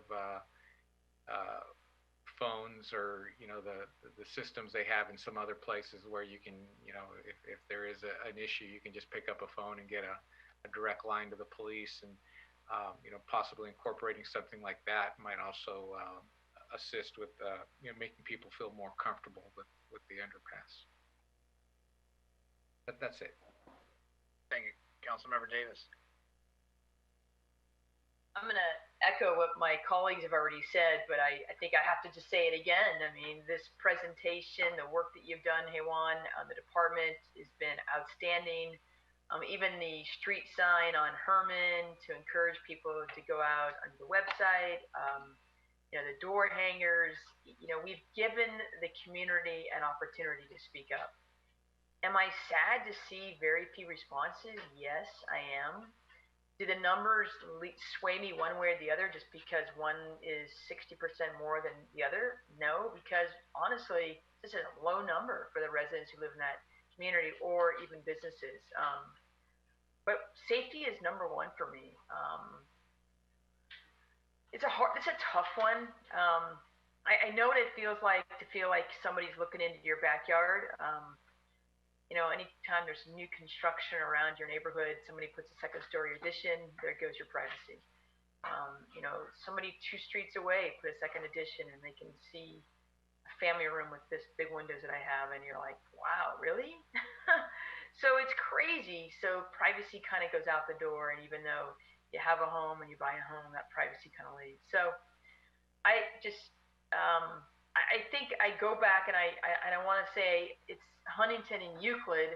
There's an underpassing that we have, but it's so open. It seems like it doesn't drop down as much. There's a big distance between where it drops down and where the stairs that go down, and it seems very open, and you don't feel like there's a safety concern. This one, to me, provides a potential safety concern. We can't even take care of pigeon poop underneath the Caltrans station at San Bruno Avenue. I mean, it's such a burden that we have with Caltrans. And I know that they're out there all the time because the amount of things that happen at the stations are pretty disgusting. They're out there sometimes daily, the stuff that they've done to the elevators, the stuff that they've done inside the elevators. So it exists. Vandalism exists. And I just am fearful of the neighborhood. And I question whether or not we sacrifice safety for something that might be aesthetically not pleasing. So those are some of my comments. Thank you so much. Okay. Not seeing any other hands up from council. Then Hewan and City Manager, is there additional feedback or comments you need from us? Yes, Mr. Mayor, we would like direction on the preferred design alternative. Today, we are doing this project in collaboration with South San Francisco, and based on that direction, we will go out and seek additional funds for the next phase of this project. Okay, most have spoken, and the aesthetics of the elevation and the distance of travel. I don't know that elevators are going to add, but a potential challenge as far as operational, what happens in them. Obviously, if it goes down, it's going to preclude folks from going across. I think that it's important that what some of my colleagues had said about the lighting, about the video, about the transit authority, and Vice Mayor is correct. So when we have an incident on the track, our emergency vehicles respond, and then they wait for the transit in order to hand it over them to continue whatever investigation and or things that may exist. So For me personally, at this time, and I do know there's importance with dealing with South City as well as trying to secure additional funding source. So at this time, I'm leaning toward the underpass. Other comments? Mr. Mayor? Yes. Yeah, I just wanted to add in, we heard from those that are interested in replying, and the majority of them did choose the undercrossing, and I believe we could mitigate future homeless problems. So I would go along with the staff recommendation for the undercrossing. Okay. Other council members? Through the mayor. Councilmember Mason. I just I am okay with the undercrossing with the addition that council must approve any maintenance agreement prior to any groundbreaking. I am concerned about the agreement that I saw, and I think we need some more very specific measurables and metrics around the maintenance and the upkeep. And I'm not comfortable approving or directing staff to select the underpass without being clear that I believe council should approve the final maintenance agreement and that it should be done before there's a groundbreaking. Vice Mayor Salazar. Yeah, I think that's an excellent point about the maintenance agreement. You know, I know that that's something that would definitely come back to us, but I know that with the experience we've had with the last grade separation, that it would make sense for us to make sure we have some agreements in place. I know that it's very early in the process right now, but that is a good point. I want to make sure that that gets captured somewhere and that we are in agreement on that. But I also I think I'm going to trust staff's judgment on this, and it sounds like the undercrossing is going to be a better solution. You know, it would have been nice to have input from you know, maybe, you know, some members that have you know, mobility issues, just to get their take on it, because it does seem like the undercrossing is an easier one to navigate if say you're in a wheelchair or using a cane or a walker or something. Trying to get up those huge switchbacks is hard. I've done it on a bicycle and it's hard, and you know, I can imagine it would be challenging for them as well. So you know, I agree that we need to be very sensitive to the safety issues, but I will also throw my my support behind the undercrossing. Councilmember Davis.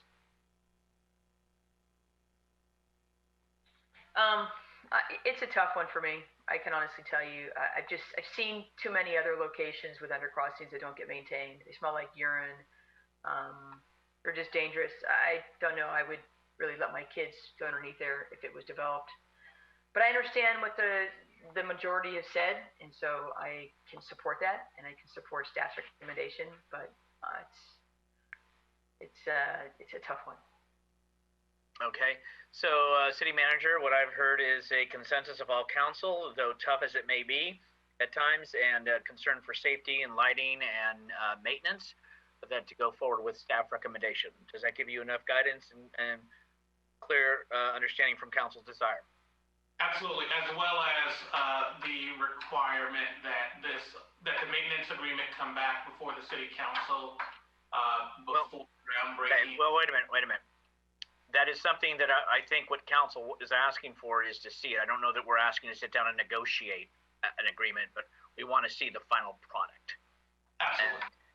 And I think what it goes to is, for example, though it gets very technical in the current grade separation, the pumps were not adequate to pump the water that they installed. Now, would we have known that in a maintenance agreement? Maybe not. But I know I made sure on being on the TA that at 25th and San Mateo that they're not going to experience that same challenge. Because of what happened here, but we may not be able to grasp every minutia of it, but I think you understand the level of what the concern is. Okay, good. Come before council. Okay, thank you. All right. Actually, through the mayor, I just want to be clear. I agree we're not negotiating. We're authorizing the city manager to negotiate, but I would ask that we approve the agreement. It is coming back. Okay, great. Thank you. That he said that, but yes, but we're not going to be sitting here negotiating during the meeting. That will come from staff in a final report. Okay, can we please move on to item B, conduct of business, please, City Clerk. Item 6B, receive first quarter financial update report for fiscal year 2020-21 as of September 30th, 2020, and adopt a resolution approving the carryover of fiscal year 2019-20 purchase order encumbrances and budget amendments. Okay, we're gonna first turn this over to the city manager. Then I understand Mr. Steele will be available and be giving part of the presentation. I'm sure city manager has been looking forward to this. Go ahead, please. Thank you. Good evening, Council. Jovan, Grogan, City Manager, and I sit here today both as the City Manager and as your Acting Finance Director since the end of September. And you're correct, we do have a contractor, a gentleman by the name of Jim Steele, who has been supporting the department, performing analysis as well as special project management since the departure of our Finance Director.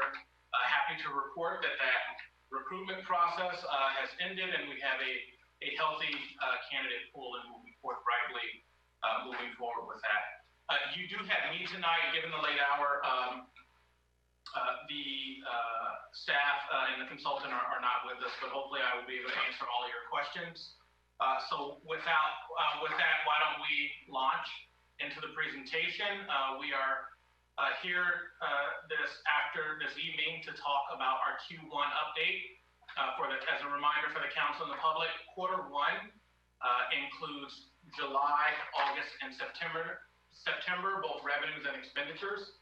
Typically, a Q1 report is fairly straightforward and not as detailed as the one that you had before you, but given that everything is unusual about 2020, we went in greater detail both in this presentation and in the staff report.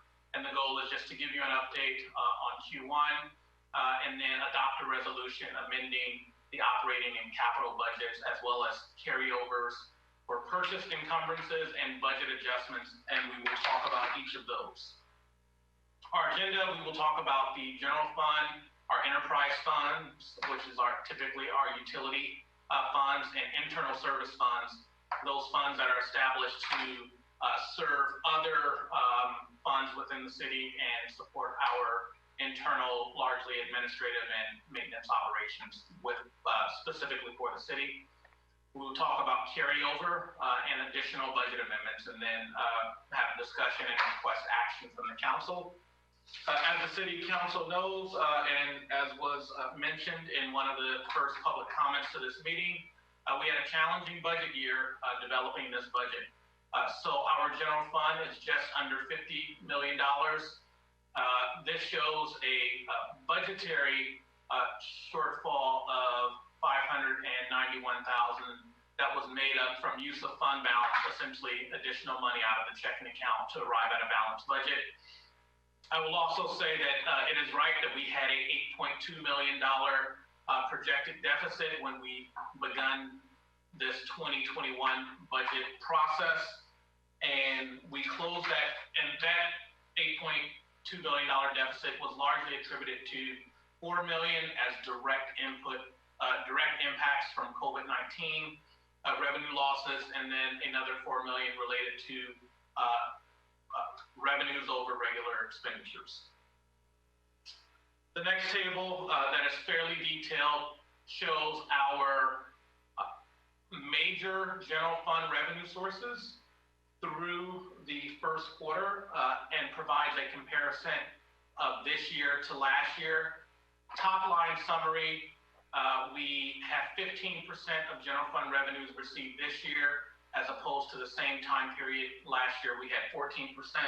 So overall, we are on track. We are, for our major revenue sources, just about even with what we recovered in property tax.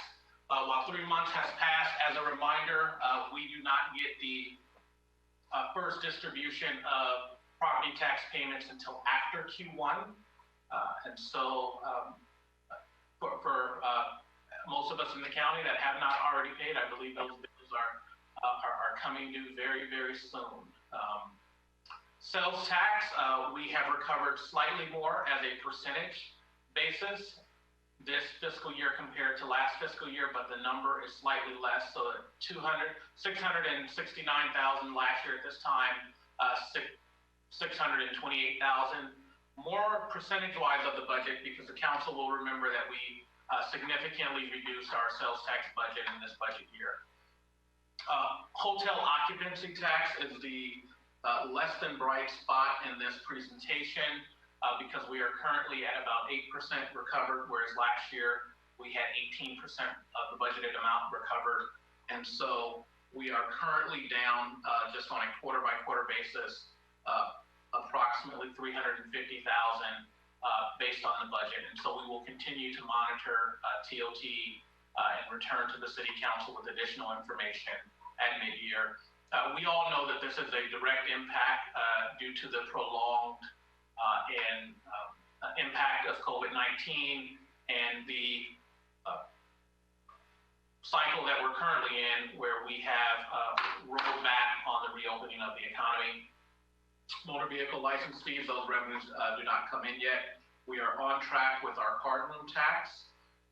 We are a little bit above where we were last year and percentage-wise and budget-wise on business tax, and so that will help out with underages potentially on TOT, as well as the little bit that we're over on the sales tax percent.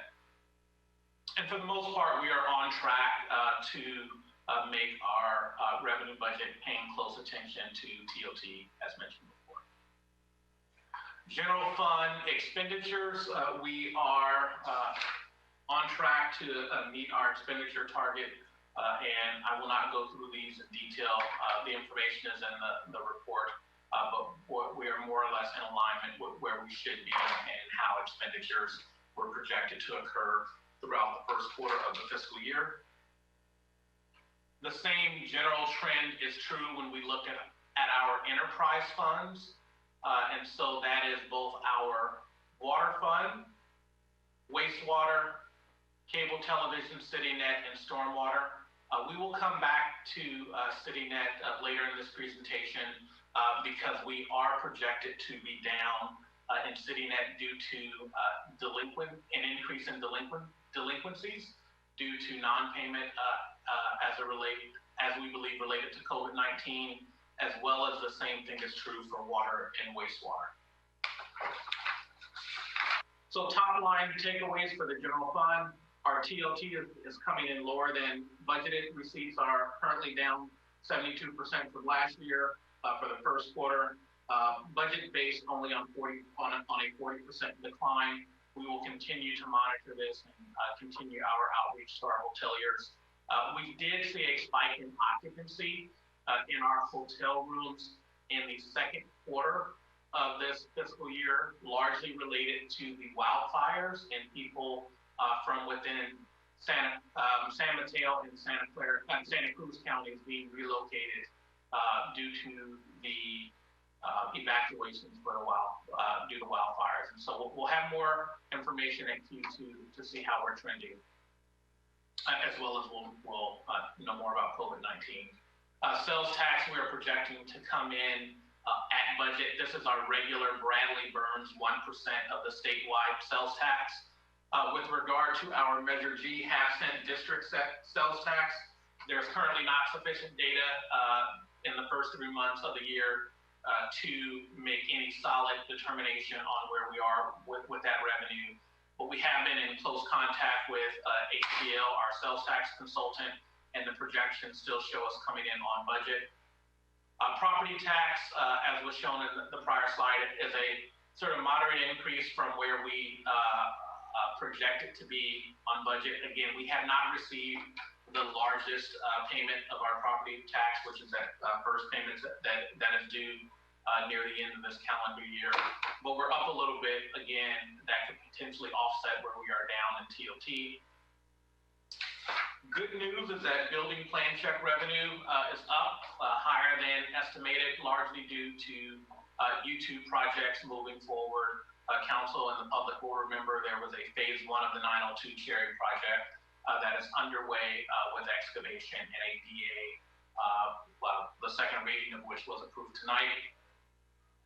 Vehicle and lieu fees, the City Council may remember that we had a significant revenue loss last year.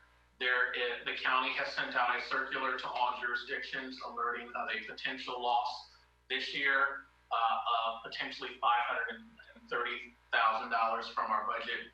We're continuing to monitor this, as well as participating with other cities in advocacy at the state level to hopefully have the state backfill a number of, or if not all, a significant portion of this revenue.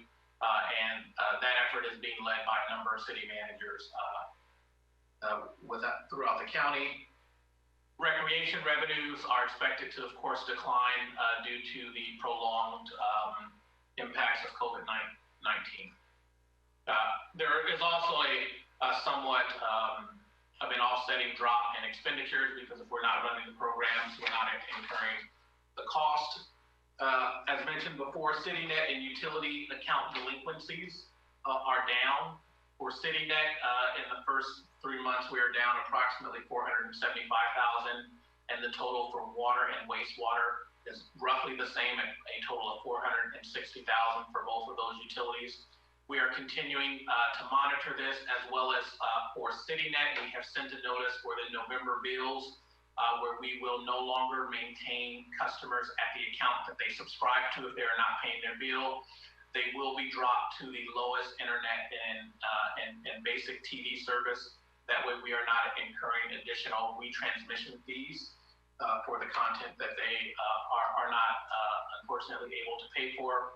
We are also offering an extension of our normal 6-month payment plans up to 12 months because we want to be compassionate and recognize the impact that COVID-19 has had on members of our community. And so we've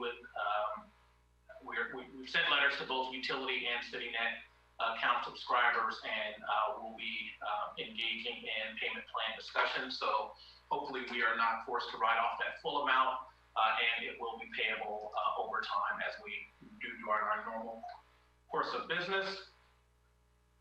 Workers' compensation claims have exceeded our budget, and we are reviewing that, and the City Council is aware that as a city manager, I've committed to a review of our workers' comp process.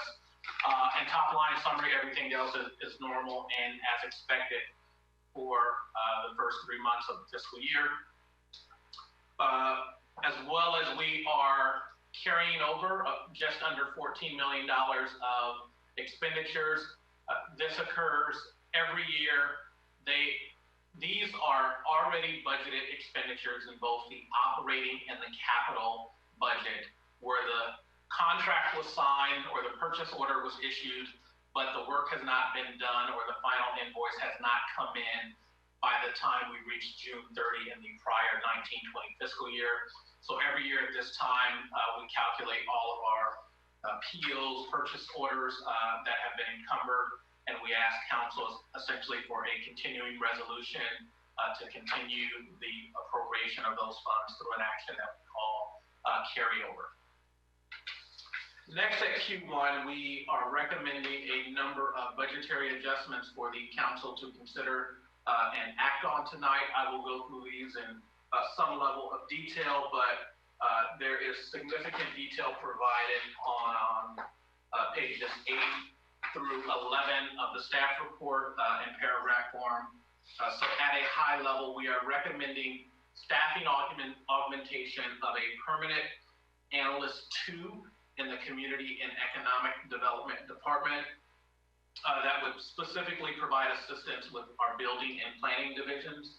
That permanent position will support project management for a number of ongoing and routine efforts. Code updates is one of them, helping to update our housing element, our zoning code, work on our affordable housing program, as well as looking at our compatibility plan with the airport land use guidelines, also helping out with implementation and administration of the short-term rental program, as well as various analytical tasks that are currently done by either the department head, management staff, or our planners, all of which have a workload that can be more efficient if this analytical work was done by a analyst too.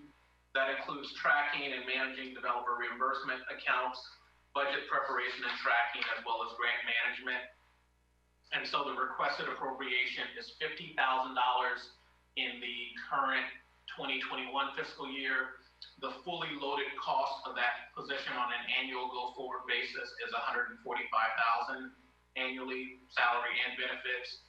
The 50 represents approximately 4 months. There will be a time required to hire, recruit, and select that position. And so we're only asking for an appropriation this fiscal year of the 50, but the full amount will be incorporated into future budgets.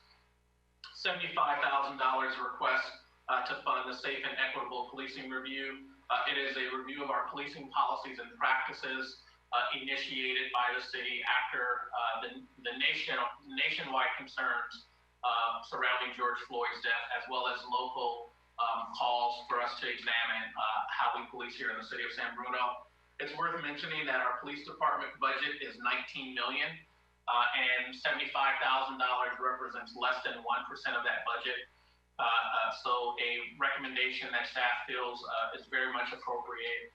And this project is structured as a phase 1 and a phase 2. Phase 1 is currently underway with an internal review by the police department of their policies, practices, hiring, regulations, as well as training of officers. Phase 2 is an independent review that will be done by an outside party that has robust community engagement as described in the report. And again, $75,000 coming from the Equitable Sharing Fund. That is asset forfeiture, so it is not coming from general tax revenue, that is coming from funds that were acquired due to seizures. Downtown parking meter program. This is actually a credit back to the general fund in the amount, or the general fund capital project in the amount of $150,000. And so it's a credit back to the general fund and charging a settlement, Centurium settlement funds that we were able to utilize for this project. And I know the council may be wondering, what is that settlement? Well, it dates back to 2009. It actually was a settlement, negotiated settlement to the city, paid for traffic impacts related to a project that's in South San Francisco. That project is actually the FedEx distribution facility on San Mateo Avenue that is right on our border. And so that settlement was for $331,000. And so with this $150,000 allocation, we're able to return general fund capital money back to that fund for use on other general fund projects. And that will leave $181,000 still in that settlement fund account that we can use for allocation for other projects at a later date. But we did want to adjust the budget to reflect that and save the general fund money. Next is a recommended appropriation of $187,000 to replace our city phone system that is end of life and that the vendor will no longer support. And so that was an unfunded project, and we were able to utilize other funds in our cybersecurity project. And so we're recommending to pull money out of the cybersecurity project and to fund the replacement of the city phone system. We have received a State Highway Safety Improvement Program grant for local roadway safety plan in the amount of $72,000, and so that appropriation is requested. With that grant, there is a 10% match, and so that match is $23,000 based on the total grant amount, and we are asking that come from the pedestrian safety and calming program with sufficient funds. Next are 2 allocations for projects at the senior center, $145,000 for replacing the senior center trash enclosure, and $300,000 for senior center parking lot improvements to include repaving, reducing or eliminating our tripping hazards, and reconfiguration of a number of the parking spaces there, namely ADA lots and creating a little bit more width in those spaces. Both of these projects, totaling $445,000, are recommended to come from the bequest funds that are donated for the benefit of the city senior center by individuals in our community that bequest funds typically in their will to the senior center. And so we are, that has been taken to the Senior Advisory Committee and is before you tonight. The next project is $100,000 for a water tank, and that is the Sweeney Ridge tank replacement for design, cost, and overhead that is projected to come out of the water fund that has sufficient funds. That was not included in the original budget, but we would like to continue to proceed forward with our water enhancements. Next is $20,000 for increased cost of replacing a water division truck. And lastly is $20,000 that is projected to come from the general fund for two items. One is a CityNet financial review to review revenues, and the other is what I call a mini org review of the finance department. So our new finance director, whenever he or she is hired, will have an independent review conducted, and we'll walk in the door with an implementation action plan for that department, a best practice recommendation. And so total adjustments on each fund is listed: $70,000 for the general fund, that's $50,000 for the position, $25,000 for that finance and city debt services review. Probably worth mentioning that the $20,000 will be, like all of our city net expenditures, written as a due to the general fund, so it can eventually be paid back. Equitable sharing, $75,000. The in and out of the $150,000 for the downtown parking meter program. Measure A gas tax of $23,000, and the bequest funds for the senior center, as well as a total of $120,000 from the water fund. And so our request to the city council is both to receive the report that I have given and then adopt a resolution amending the operating and capital recommendations, as well as the carryover encumbrances and budget amendments that have been put before you. And with that, I will say thank you and take questions.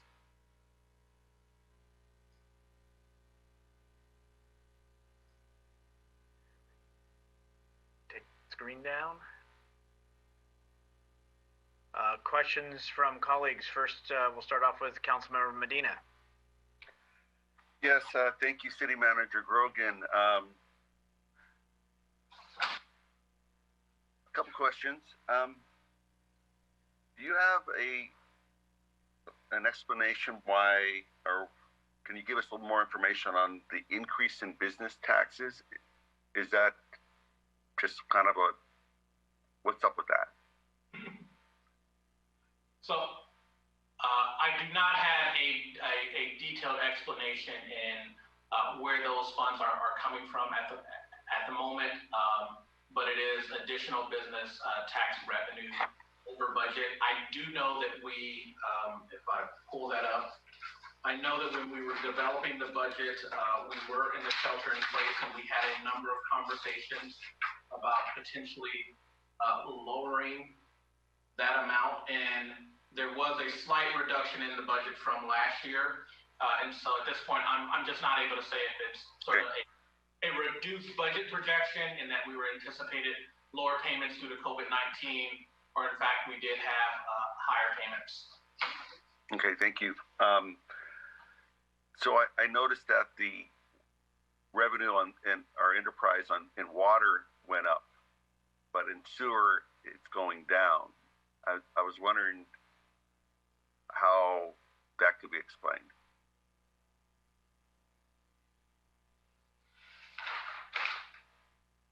And it's not really important. I'm just curious that how is that possible? But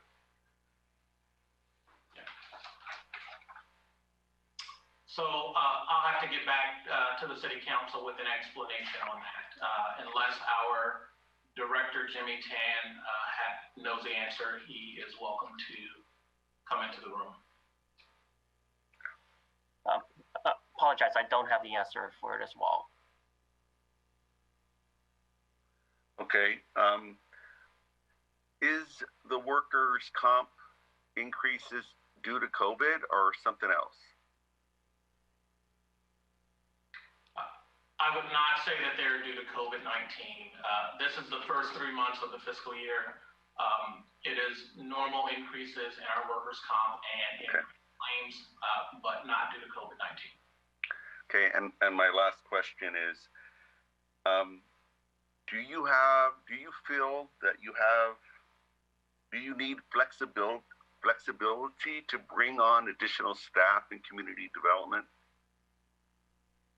Are you okay where we're staffed right now? Because we've heard loud and clear that we need more staff, and is this going to be enough, or do you need more? Just kind of, I'd rather provide you the flexibility now, if that's your interest. Sure.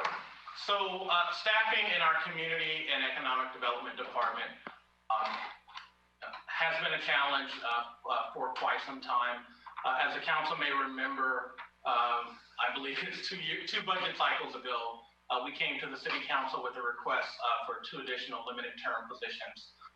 And then we did not request those again this last fiscal year because we had an $8.2 million shortfall, and we're looking at significant employee reductions. But the staffing in our community and economic development department is lower than what ideally we would need for the workload that we're experiencing. We have done a number we've taken a number of steps. One is we have increased our use of consultants, both for the policy analysis update projects that we're doing and to manage projects that are coming in the door. An example of which is a conversation we had today with the Ingwall development that is owned by the San Bruno Park School District. The developer reached out and they would like to move forward. And so we will be bringing on a contract planner because we currently do not have capacity on staff for that. And so we are flexing our staff with contractors, but do we need additional permanent staff in the long run, potentially? Absolutely. What we know we're recommending right now is an analyst 2. The city council approved budget for a organizational review of that department to be conducted, which is currently underway. And so that study may come back with additional staffing recommendations. The other position that we have long talked about that I believe we all would love in that department is a economic development manager, someone who is solely dedicated every day to supporting our businesses, both those that are here and those we want to attract. That is a management position that we have been unable to fund the additional resources for. That is not requested right now because we take requesting additional permanent bodies very strongly. We really need to know where we will be with COVID-19, what our budget will look like. We will begin in February of 2021, launching our full-scale budget analysis for the upcoming 21-22 fiscal year that will begin in July. So this is the position that we know we would like to immediately begin recruiting. We do have the flexibility to continue to supplement our staff with contractors as long as we can find them, because a lot of the projects that are coming in the door are paid for 100% by the applicant and developers. And so I do not need additional budgetary authorization from council because I have continuing authorization when we have projects that are reimbursed. With all that said, analyst 2 requested now, put other staff potentially later. Thank you. City manager, on the business license that was brought up, could any of that increase be seen due to the audit that was done and as far as readjusting and or one-time payments? You know, potentially. I don't want to speculate now. I know a lot of the additional revenue was due to come from our hotel operators that have had reduced revenue this year. And so we'll look into that and provide the city council with an answer.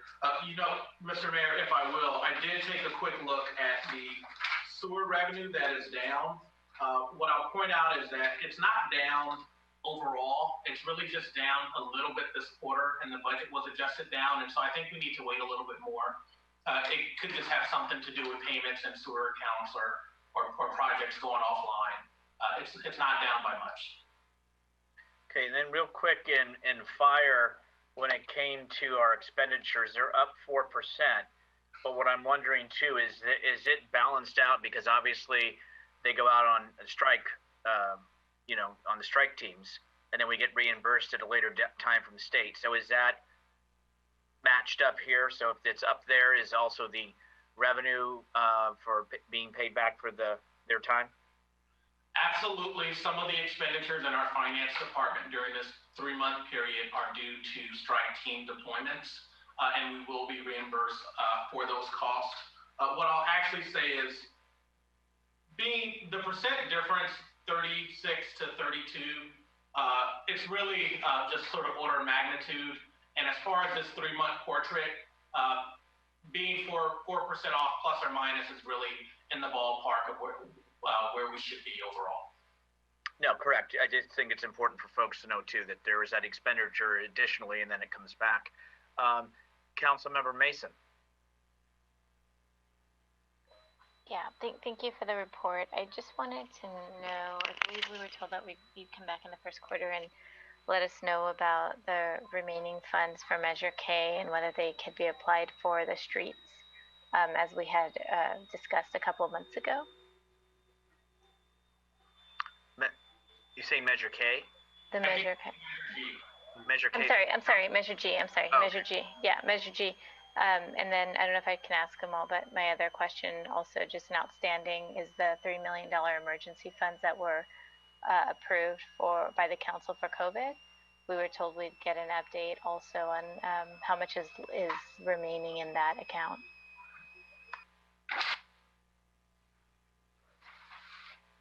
So we'll provide that in an off agenda memo to the city council to give you an update on where we stand there.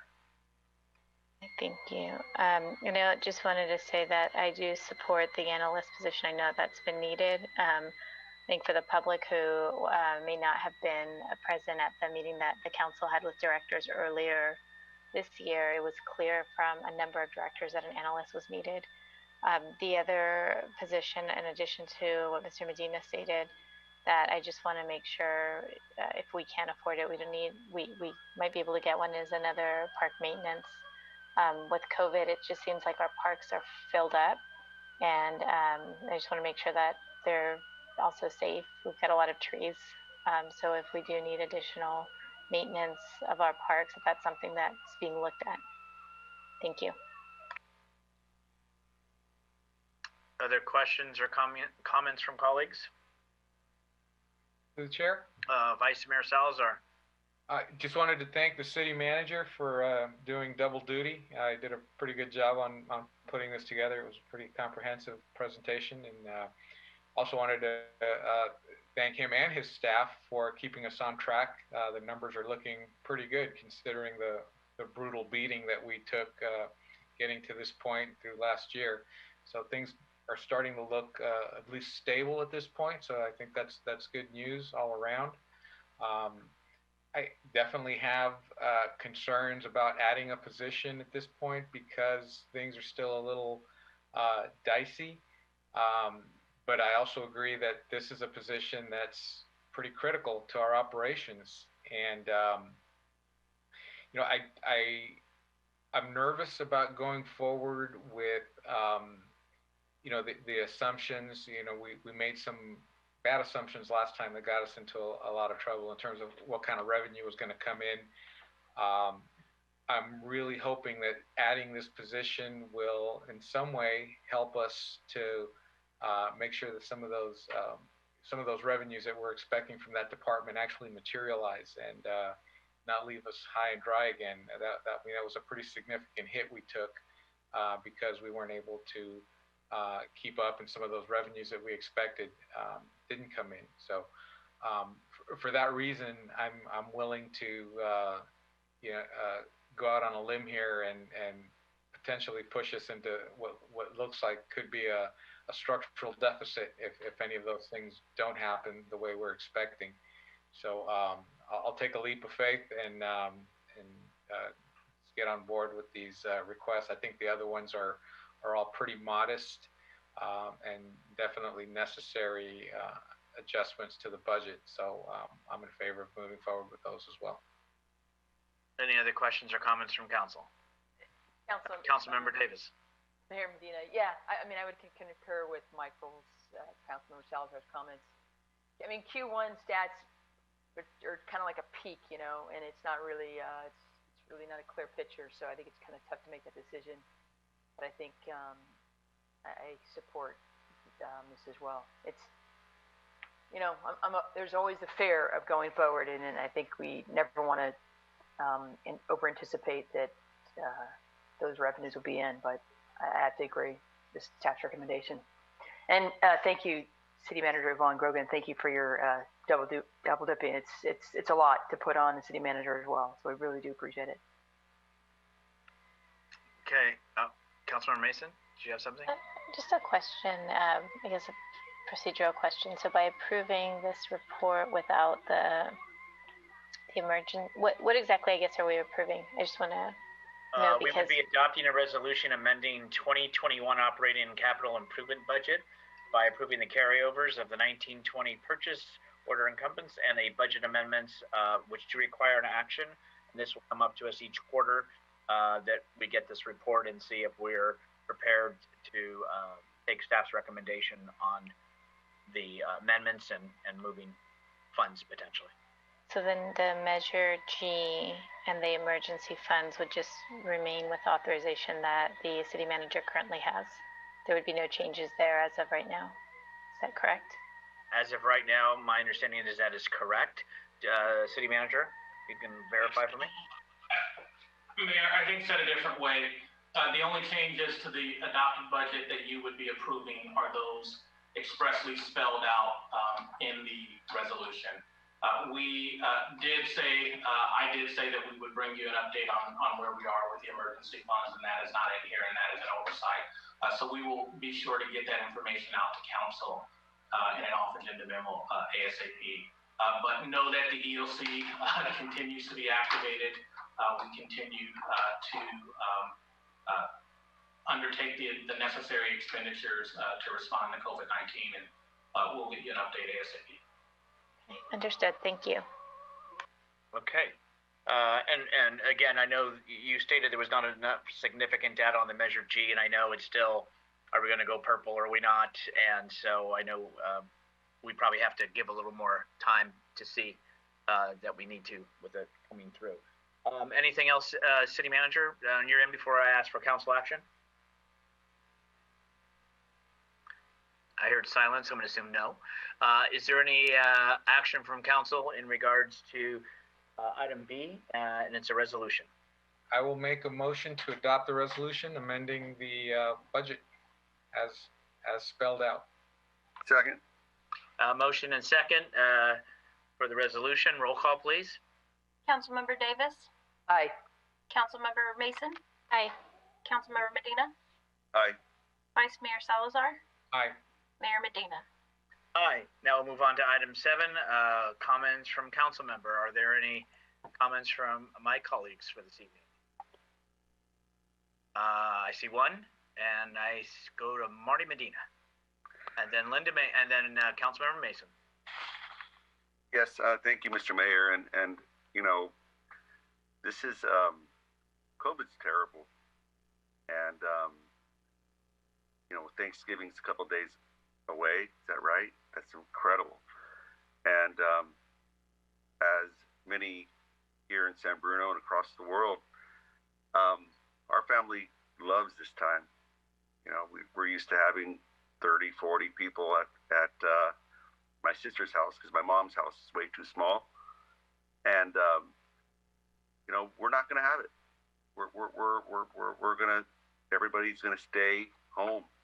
my brothers and sisters, they're all gonna be doing their own little thing, and I want to encourage and sympathize with everybody that this is a difficult thing to do, but the numbers are going the wrong way, and too many people are finding just enough of a doing just enough to make it worse. And I know everybody's just sick of it, but we got to do this. And so we still have a lot of things to be thankful for.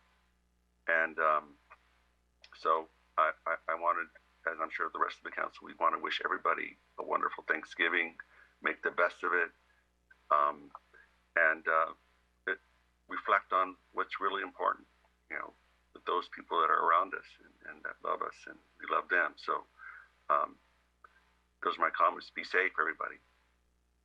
Councilmember Mason.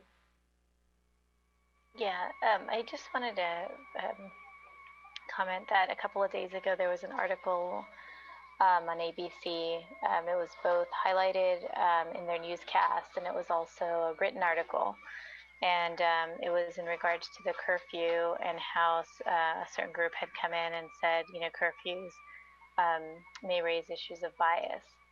And amongst the cities that were listed was a 2018 report wherein it stated that San Bruno was 15 times more likely to arrest an African American than their Caucasian counterparts. And so the reason I bring this up, I have raised it with both the chief and the city manager, but is one, to say that I'm happy we're moving forward with our policing practices. Two, to thank the chief for the support that he has given the Black Lives Matter movement. Up until now, he was not the chief in 2018.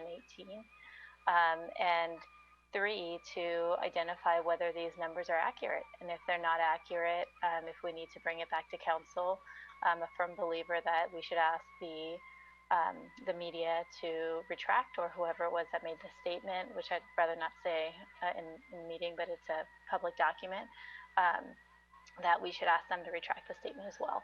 But we were the only city listed of all 20 peninsula cities. And if those numbers are accurate, I think we need to figure out why and get to the bottom of it and take action to address that disparity.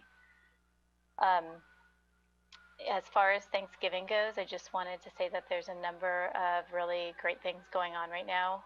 If anybody is in the mood to give, there's a Facebook group called Heart of Solidarity. It's a subgroup that was formed from there called Holiday Gift Subgroup. And families from right here in the peninsula, a lot of San Bruno families, you can join the subgroup and you can actually get matched with a family and adopt them and purchase their Christmas gifts for their children or their holiday gifts for their children. It's a great group.